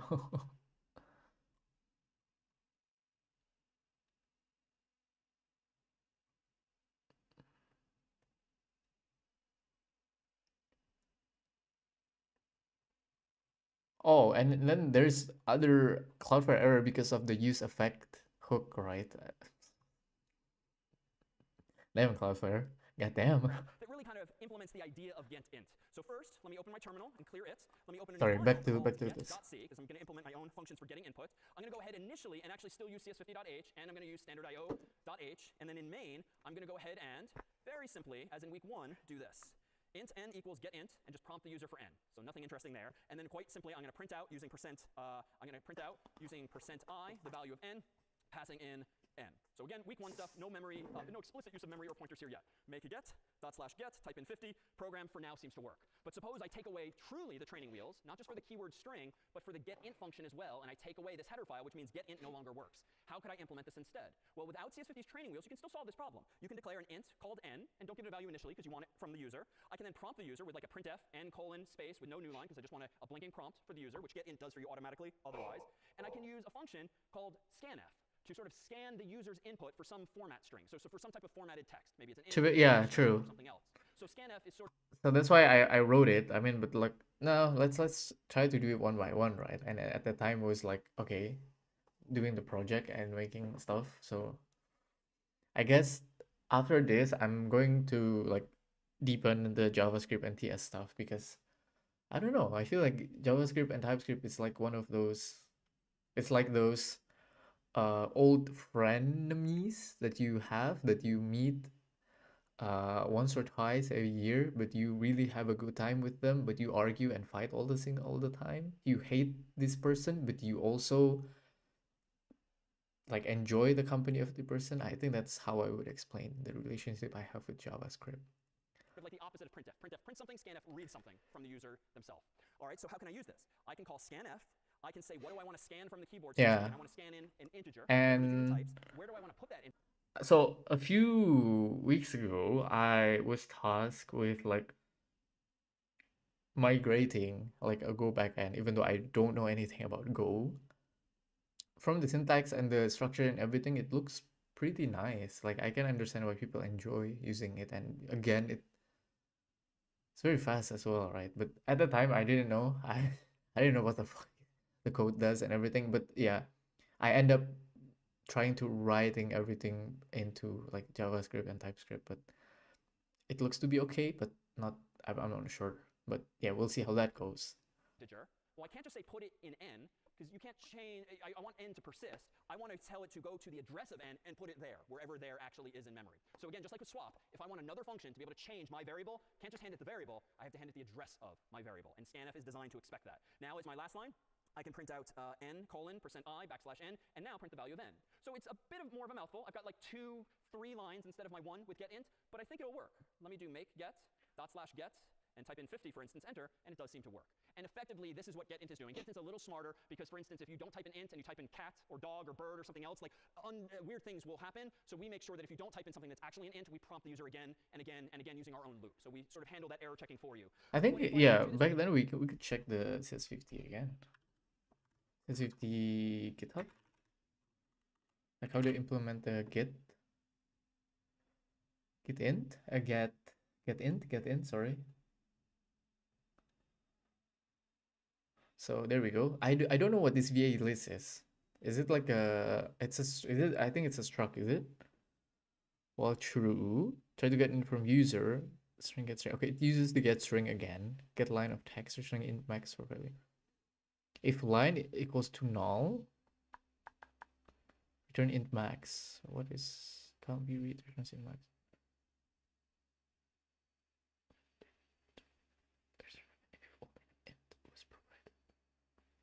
Error no. What is error no? And okay, we created a string of tail.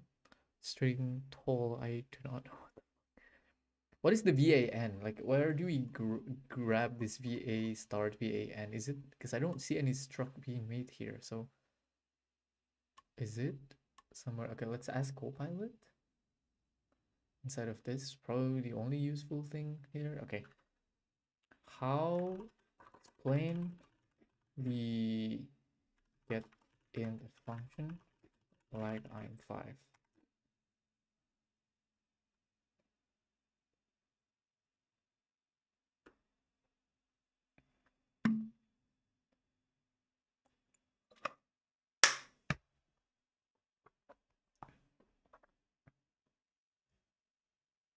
When you finally type a good number, the computer takes it and uses it for the game. What if you don't type anything? If you don't type anything, just press enter, it gives up and uses a special number. Ah, okay. So that's if it's if it's empty.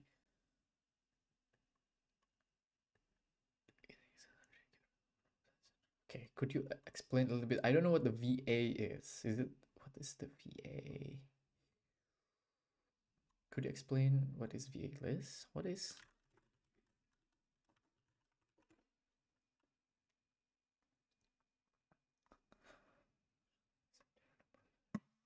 Ah, okay.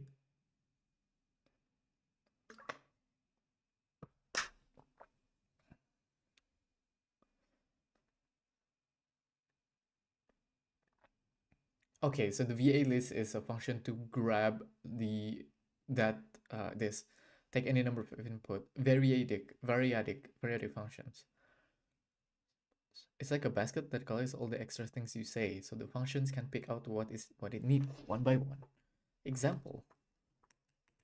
My age is 5. Hello, you have Sam. Hello, Sam, you have 7 messages. Printf can handle a different number of input every time because it uses VA list inside. Oh, okay.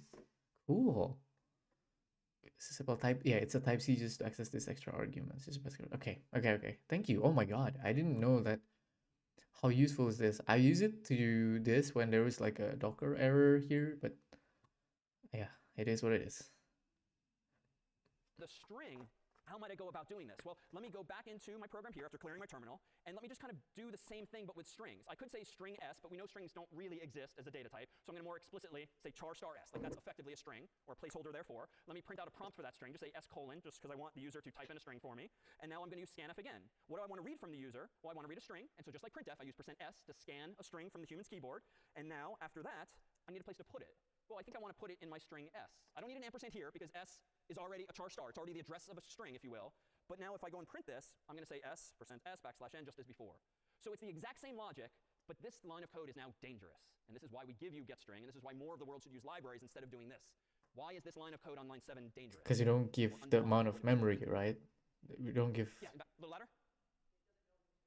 It doesn't know where my string's going to end, or more specifically, it doesn't know how much memory is available for that string. At the moment, the only memory I've allocated implicitly is 8 bytes for the pointer called s. So I'm ready to jot down in memory where I want to put the string, but I never initialize s to anything. Previously, when I wanted to initialize s to something, I could, for instance, malloc some space. Or I could even do something like, I could specify that, oh, let's get out of the pointer business today, and let's actually just say that s is an array of like 1,000 characters, and that would mean I have 1,000 places where I can put that chunk of memory. So turns out there's an implicit relationship between pointers, as we've seen today, and arrays, whereby you can treat one as the other. But for now, let me stick with this model of making clear that I did not call malloc, and so s contains a garbage value, which is like saying put whatever the user types like over like there, somewhere random. It's a garbage value, and that's probably going to cause the computer to crash. Not always, and I don't know what to expect today, but let's try this. Make get /get enter. Let's type in hi exclamation point. I got lucky. It still worked. Let's do something random like just type a lot of characters that will hopefully overflow the buffer that doesn't even exist. Enter. Got lucky. But if I do this again and again, I know ideally that would have made an educational point, but again and again and again, eventually it will probably crash on me. It's certainly incorrect, and I bet we could figure this out with Valgrind if we start poking around with that tool as well. Zig language is moving from GitHub to Codeberg. Where we started, if here's my memory, let me actually put a lot of Oscar the Grouches here to make clear that like before you use memory. What is Codeberg? Is it like a repository for code?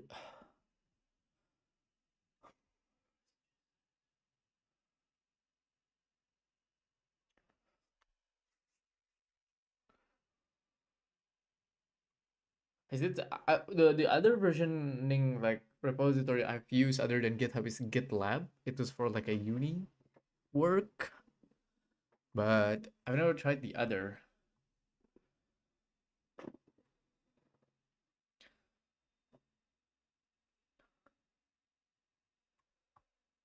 "46 branches, holy."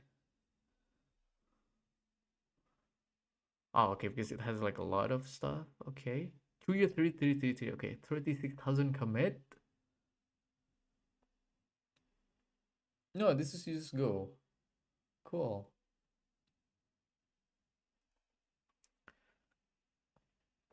Non-profit. Can I like store my code here?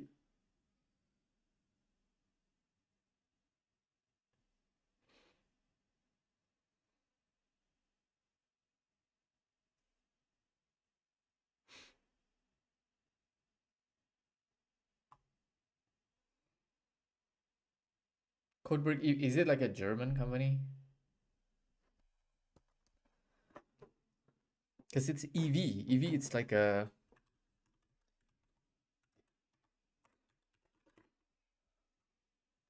non-profit, right? Yeah. Of course, it's a German. Yeah, I knew it. Okay.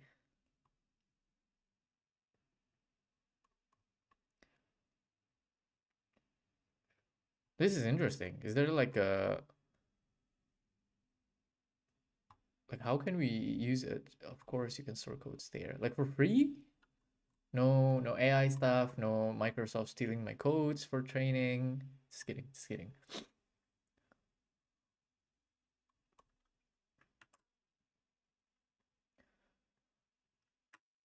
Oh, it's in Berlin? You don't have to be a Merge researcher to use Codeberg to contribute to the development. But if you want, you can join to support the project financially.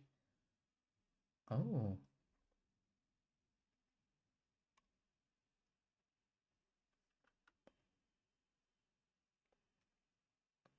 But hope you like our space and stay here. We recommend using a shared instance to save time, money, and energy. So I think it's okay. Cool.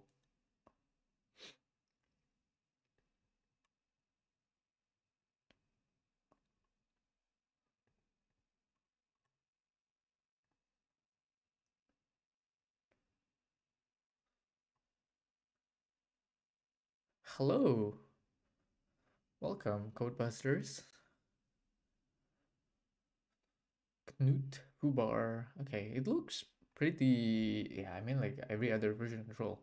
But, do I still have my GitLab account? Yeah, let me check. I think I still have my GitLab. Okay, never mind. It's already it's already gone. But yeah, I remember for my thesis I used GitLab. So to be honest, I kind of like GitLab UI more compared to GitHub. It's more, I don't know, it's just cleaner. It's going pretty well. We're on the last 20 minutes for this. I actually used 32 of those bits, or 4 of those bytes, to put a legitimate pattern of zeros and ones to represent the number 50. So that part was good.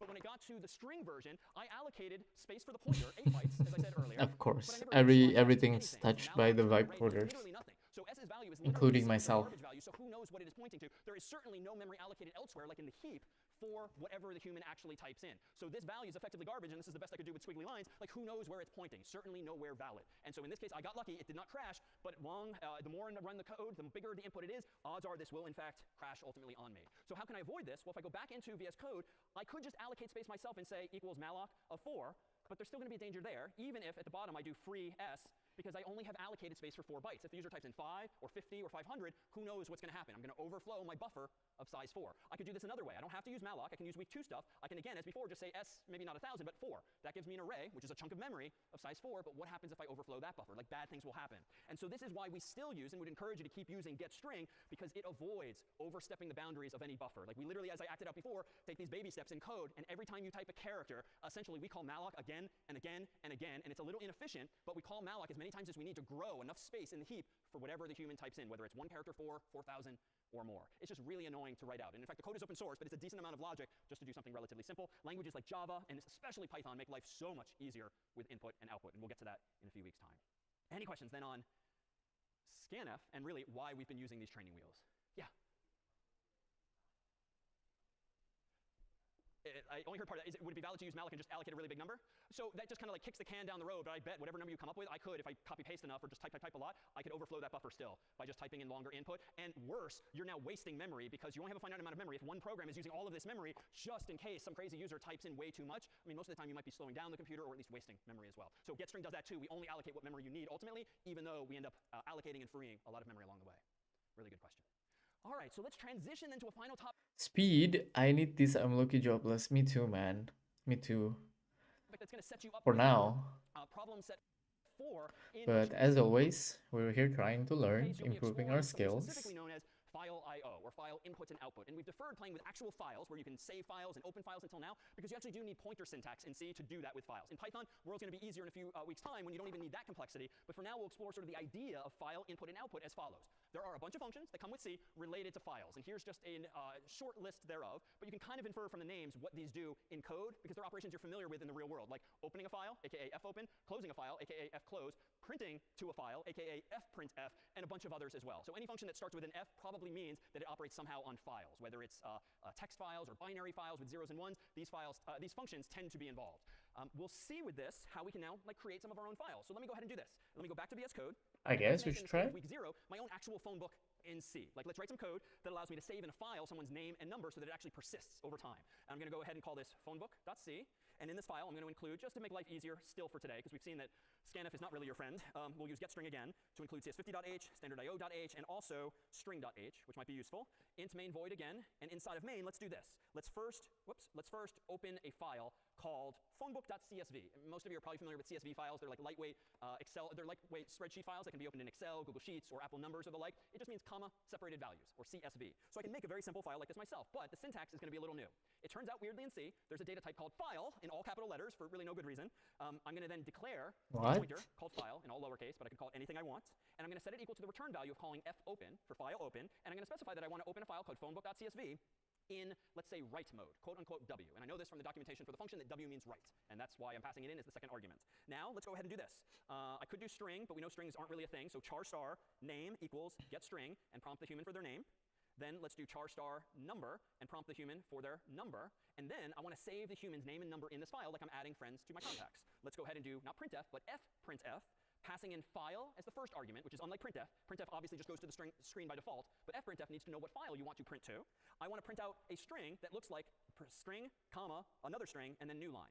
So just like printf lets you format what you're printing, fprintf lets you format what you're saving as string, comma, string, and then a new line.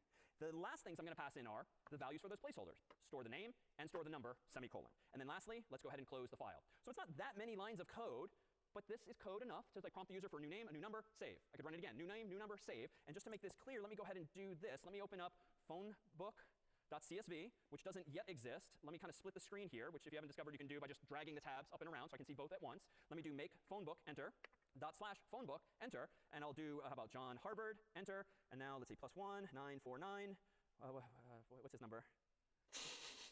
Line, Rungshin, do you remember? Has anyone texted this number yet? You have it saved?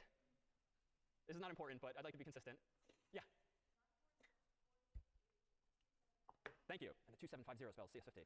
So enter, and now notice what happened to top right. In my CSV file, I added a name to the phone book. Because there's the W, right, to write. I'll put in my Is name it? now, and I'll just do, let's see, +1, 617, 495. I think we used 1000 last time. Enter. But notice, John Harvard disappeared. And that's because I chose to write to this file. But there's another mode in which I can write data. I can actually use A for append, which is probably smarter. Let me run my program a third time and put John Harvard back. So John Harvard, enter, +1, 949, 468, 2750. Oh, yes, thank you. Someone caught my mistake before I did. I didn't compile it again. OK, Control-C, make phonebook, enter. Now let's rerun /phonebook. All right, here we go. John Harvard, we'll put him back, +1, 949, 468, 2750, enter. OK, that's in there. Let's run it one more time for myself. David Malin, +1, 617, 495, 1000, enter, and now it's indeed appending to the file. So if you've ever used Excel or Apple Numbers or Google Sheets and you're adding rows to the file, or you're literally clicking like new contact on your Android phone or your iPhone, effectively what's happening is Apple or Google wrote code like this to add more and more data to some file. It might not be as simplistic as a CSV file where you're separating the values with commas and just putting it in raw text. It might be some binary file with raw zeros and ones, but it's the exact same idea. And in fact, if I go ahead and try to improve this code, I should note this too. In the spirit of error checking, let me add one additional line before we add one other example to the mix. It turns out that just like malloc, things can go wrong when you try to open files. Maybe it doesn't exist. Maybe there was a typo. Maybe you are in fact out of memory. So here too, and for problem set 4 onward, you should get into the habit of checking return values. Don't just assume that you've got a valid return value. Check instead, per the documentation of this function, if file equals null, bad things just happen. Something went wrong, and I should probably just get out of here and return 1 or some other value instead. So again, the lesson today is anytime pointers are involved, from malloc, fopen, and other functions as well, do not trust that they are valid until you have checked whether they are null or not. All right, one final flourish here to implement the notion of copying a file as well. You might have seen the cp command before for copy files from one to the other. How might we implement that ourselves, even though it's been around for some decades now? Let me go ahead and open another file here called copy.c, or actually we'll call it, we did copy earlier, so did we? Yes, let's go ahead and create a new file called cp.c to implement our own version of the copy command. In this file, let me go ahead and include standard.io.h, and let me go ahead and include another file, standard.int.h, because it's something you'll see in problem set 4. And I'm going to go ahead and in int main, I'm going to use command line arguments now, int argc, string argv as an array, but we know strings don't exist, so technically main can have be written as char star argv, still an array thereof. So we're just getting rid of the word string. And here's how I could open one file and copy it into another. Recall that copy works like this, cp source destination. So it's the opposite of the stir copy function, confusingly. But cp copies the source file to the destination, so you can change the name or give it any name you want. So how might I use this knowledge? Let me create a pointer called source, src for short, and open a file called, well, what should the file Okay, name I want to be? try to do this, you know? In argv1, Let's try. whatever the file name is, per the usage at the command line. Then let's open it up in read mode specifically. Then let's go ahead and have a destination pointer called dst for short that equals the return value of opening the second file that the human typed the name of at the prompt, and we'll open that in write mode. I'm not going to do append mode because I want to literally copy everything. I don't want to add to an existing file. And then what do I want to do? I'm going to propose that we do this byte by byte. And there's many different ways to do this, but among our list of functions from earlier are functions like fread for reading from a file, fwrite for writing to a file, as well as fprintf, which prints to a file. But if I actually am dealing with binary data, I might actually want to do this. I might want to declare a variable of type byte, which by convention, especially in the Windows world, is capitalized as byte. Give me one variable of type byte. And let me do this. While I read from the file, passing into that byte, a byte from the file. So give this function the address of that byte so we can go put 8 bits in it. Then let's read in the size of a byte, which I could just write as 1, but I'm going to keep it dynamic. I'm going to read one such byte at a time. And Okay. Calm down, Professor Milan. Chill out. Literally copy everything. I don't want to add to an existing file. Okay, first we have scenario, and then we have td_int main to grab int and argc char argv copilot chill out. I'm not we have the file type, and so C equals to F open. It's RB, is it RB?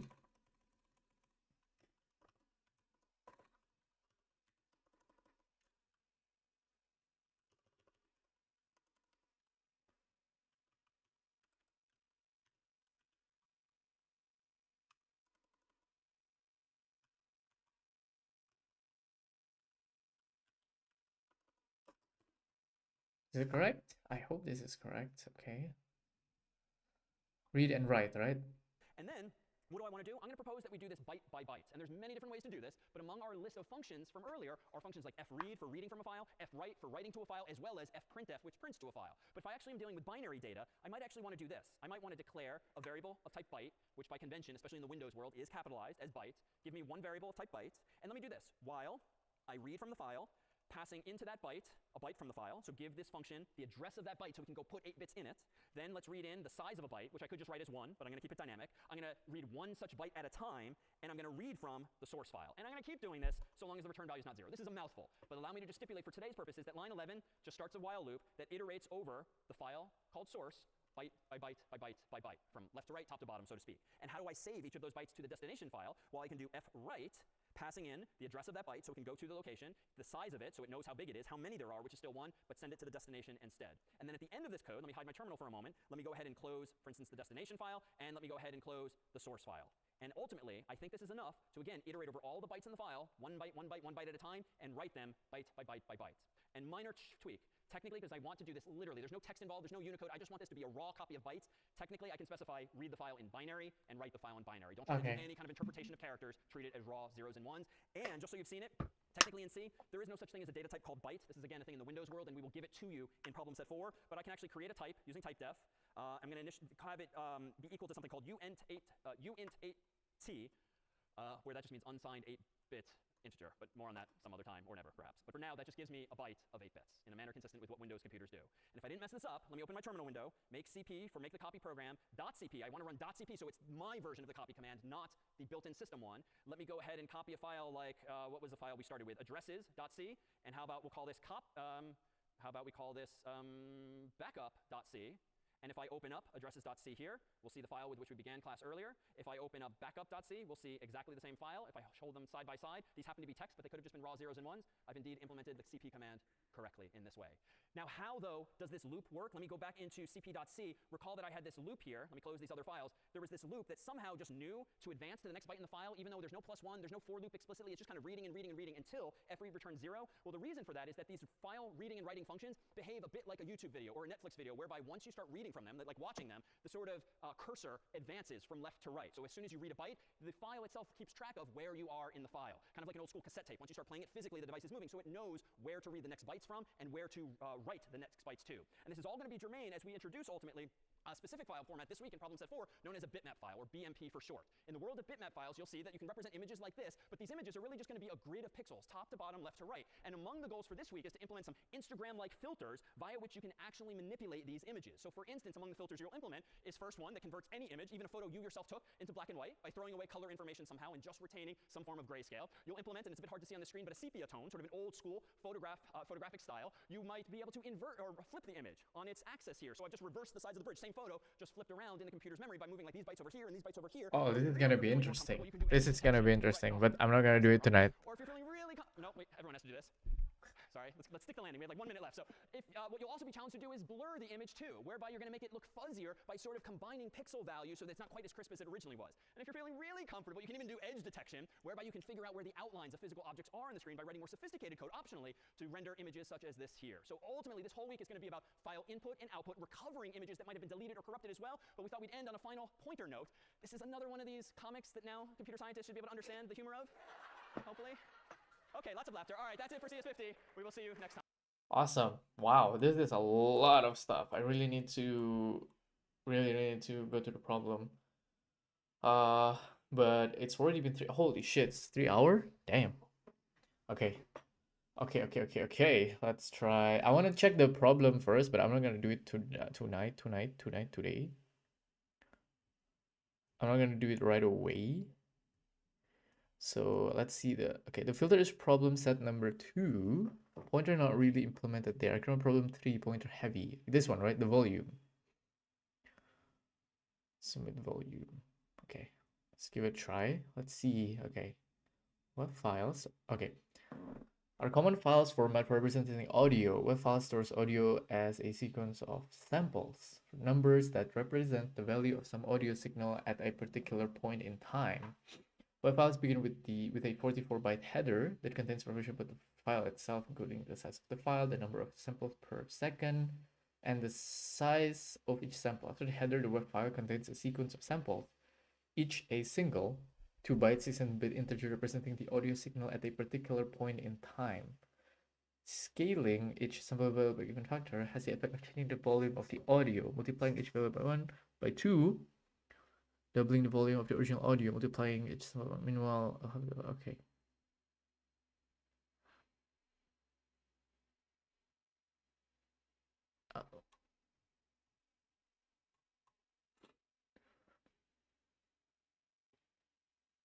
The filter?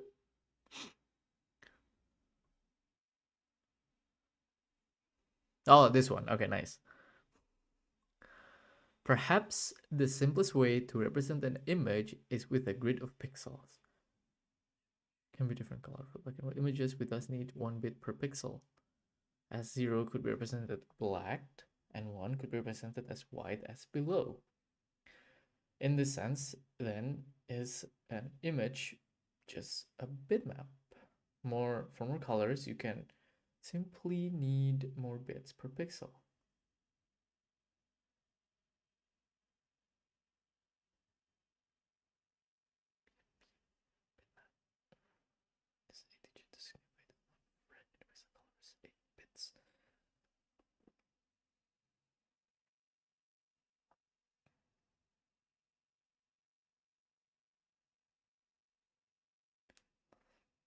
It's okay, it's okay. I'll do this one by one, but I'm not gonna do it today. I think the next stream, I'm gonna try to do this problem. But I'm not gonna do it right now. I don't have a bitmap. No.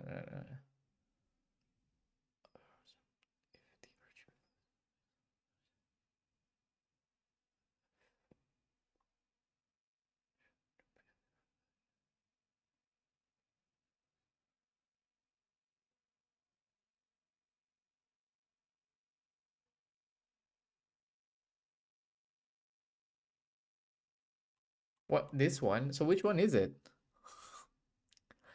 Okay. I think I'm just gonna do the easiest first. Let's do the volume first later. Now, of course, not right now. It's already been 3 hours, man. I'm tired.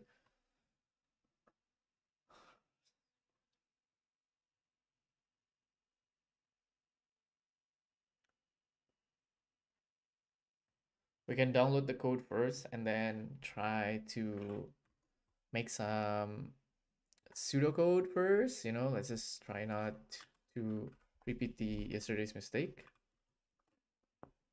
And it's gonna be volume, and then after that we can rm volume zip.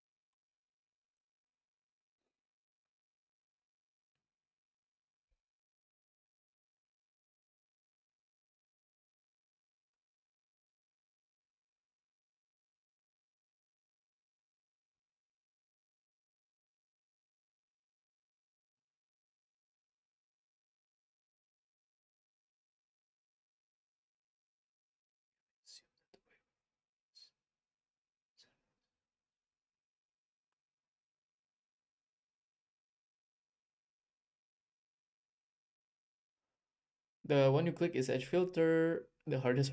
Oh shit. Okay. The hardest problem set filter is for machine learning. We turn photos into black and white so machine can better see that stuff. It's pretty hard problem set. Hey, I'm gonna start easy first, okay? Let's not go too crazy and get ahead of ourselves here. Chill out, chill out.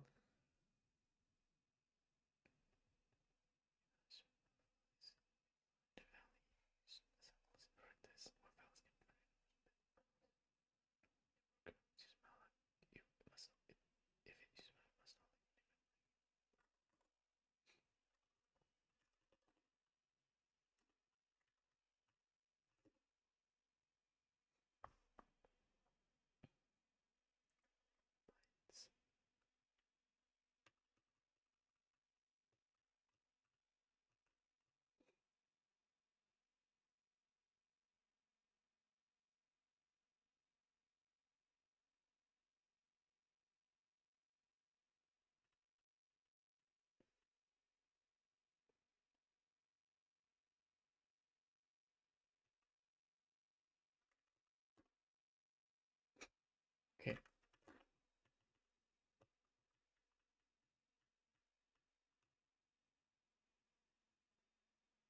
You don't actually have to see the walkthrough video as long as you can understand how to implement section.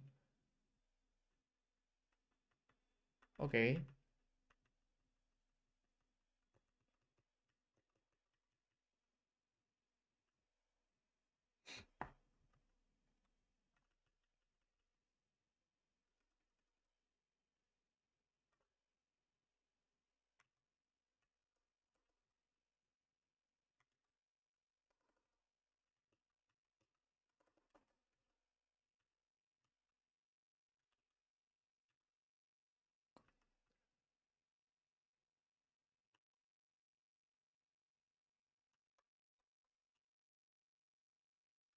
Man, Copilot. Okay, how do I do this without Copilot helping, bro? Like,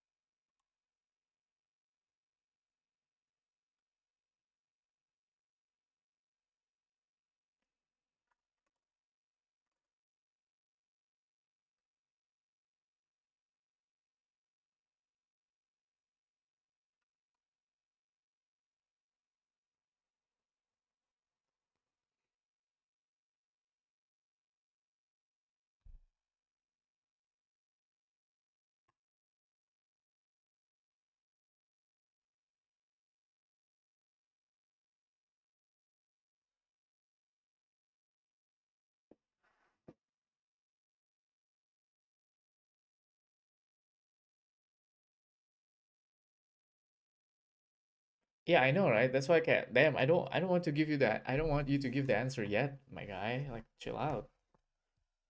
Like, calm down. I'm not trying to. I'm trying to learn here.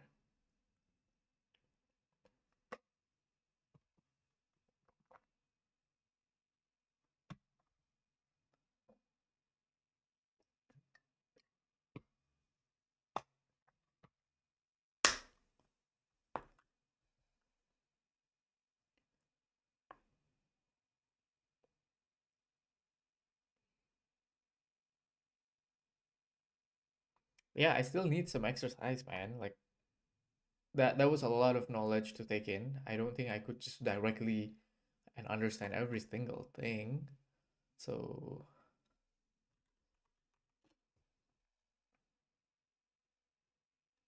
definitely gonna need to like redo or read the material and practice again.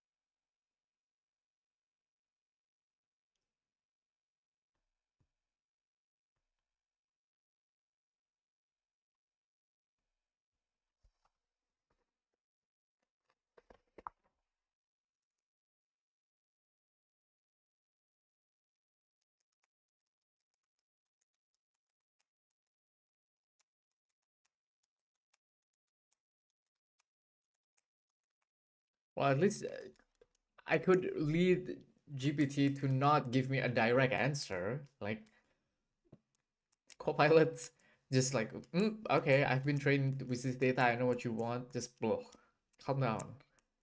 For this, at least I'm just asking it for examples.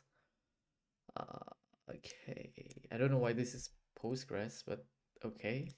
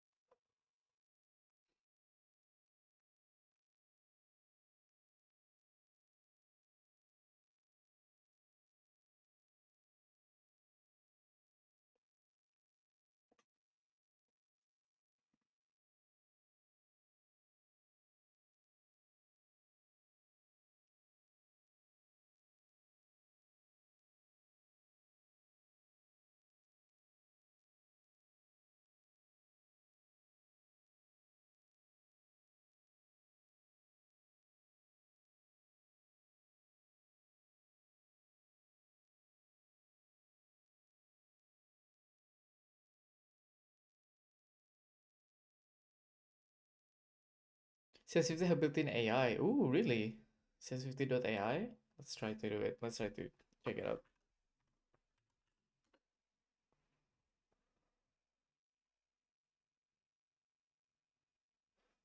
Oh, it's still beta. Okay.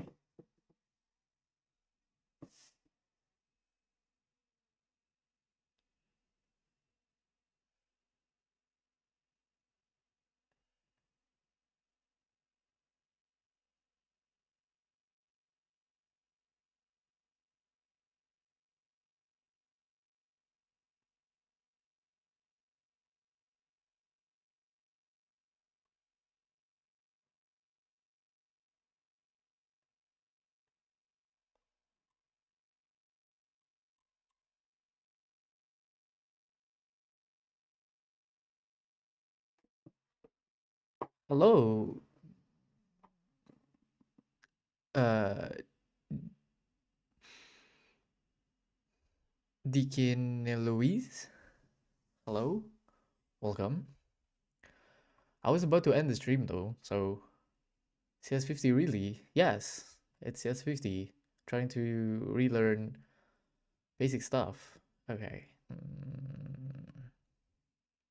No, I'm not. That's why the title is, hence the title of the video.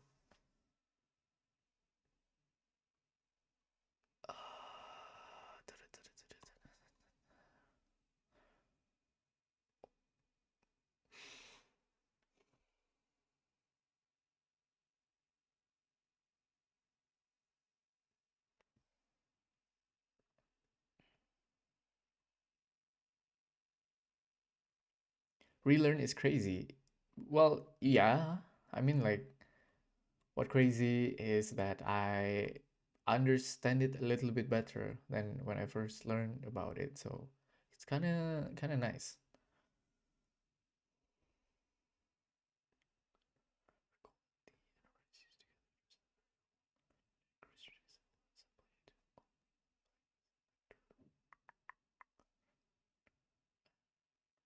No, I am from Indonesia. Now to increase or decrease the volume of samples, you need to only multiply by some factors. Oh, that's to increase the factor. Okay. quite a hint, but see the below for an efficient way to solve this problem. So we need to create the buffer inside for this, the second one. Read samples and input and write update to output.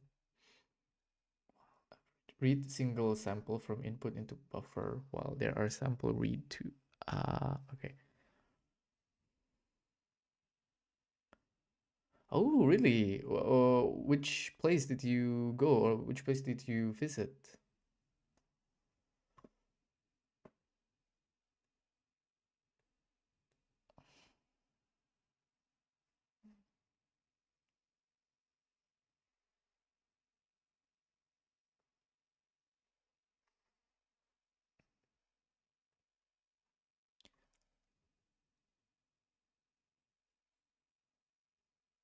Because your hairstyle is like average Japanese guy. I think it's because yeah, I don't know. It's just how it is naturally, I guess, because I kept my hair long for almost 2 years and it's just kind of split in half by itself.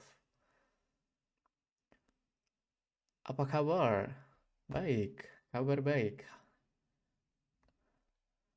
How are you? Apa kabar kamu? Apa kabar Anda? How are you?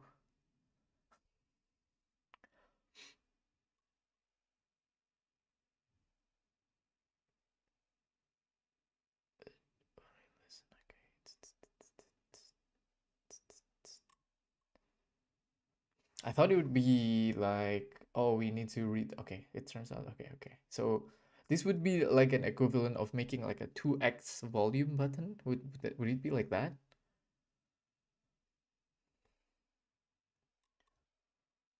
Because it's just.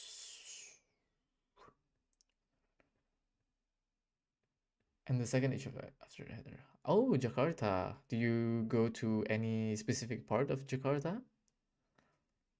And what time did you, or like when did you went to Jakarta? Cause man, Jakarta. I miss and don't miss Jakarta, if that makes sense.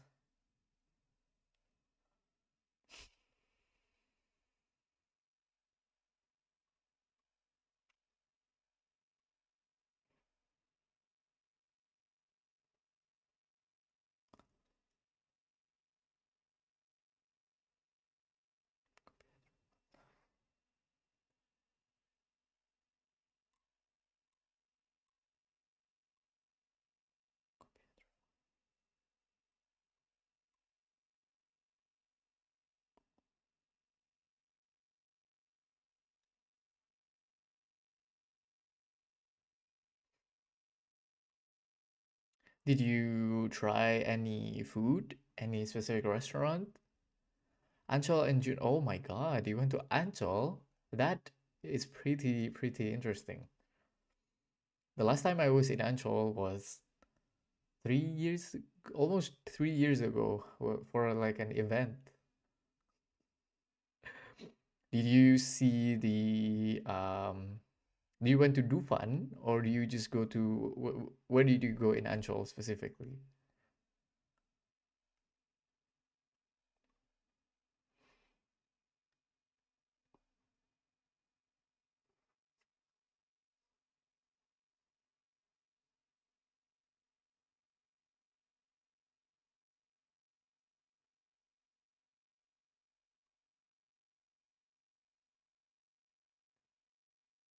In this lab, your task is going to be to write a. Yeah, lots of seafood. It's okay. It's okay. Do you have any like favorite meals or any favorite things that you and yeah, what activity did you do in Jakarta other than Ancol? Ancol was not my first choice if I go to well, I mean, if you're not working there or living there, then Ancol would be like. Do you go to the amusement park, the Dufan, or you go to the beach, which is not really suitable to be called a beach, if I'm being honest.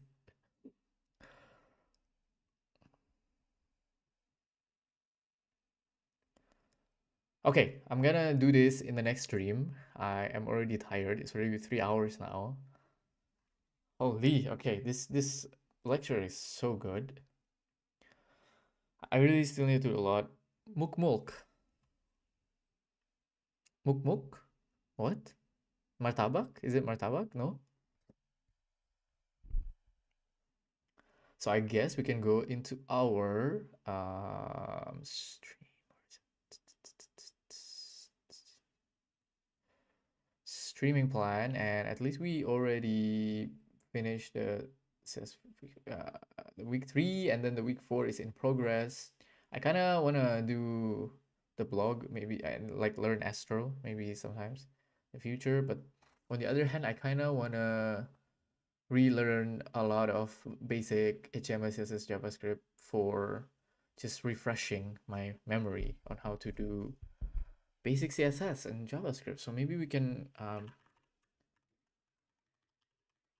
I've been trying the Precodecamp, so maybe we can try that CMS.js, and I think maybe we can do that first before doing this, because I think after the 5th one, or wait, yeah, I think I have like a DSA JavaScript playlist. Maybe we could just do that so that we can go straight back into like the DSA stuff. But oh yeah, maybe let's do that first. And I'm gonna, I think I have a playlist saved by Codevolution. There we go.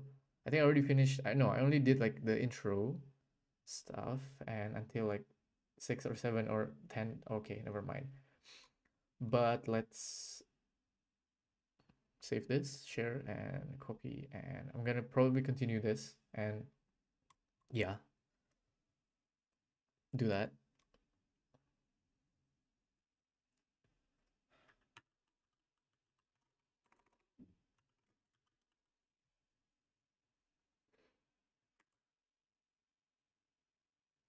Bookmark. There we go. Okay, nice.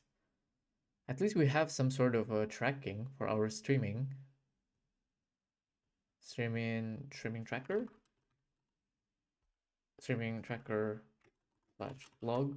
I don't know, but yeah. Okay, I guess that's it for today. Thank you very much for watching. For watching me and accompanying me learning about memory and about computers. But I guess that's it for today. I hope everyone have a great day. Have a great night, or whatever it is time, whatever you are, or whatever. Oh, we have earned, I think, 3 subscribers. Thank you. And yeah, I guess that's it for today. Again, thank you so much for tuning in. I will continue, if not tomorrow, then the next day. But happy Sunday, everyone. And we hope you guys have a great Sunday. Have a great rest. Have a great night or day or whatever it is that your time zone or whatever time that you're in. We have an interesting surprise in the chat before. One of the developer of Arc browser. So I'm gonna need to screenshot this. Yeah. So that was such an interesting, because we stopped the development of Arc, and at that same time I was about to make like a longer form video about Arc. But hey, that's it for today. Again, good luck to everyone also trying to land a job, and yeah, I guess that's it for today. Again, I've just been dragging the outro for too long, but yeah, CS50 is an amazing resource. I don't know if it's available in Bahasa Indonesia. Would really love to, like, maybe like CS50 but make it in Bahasa or translate or something, so that it would be like easier for Indonesian people, because this really helped me a lot.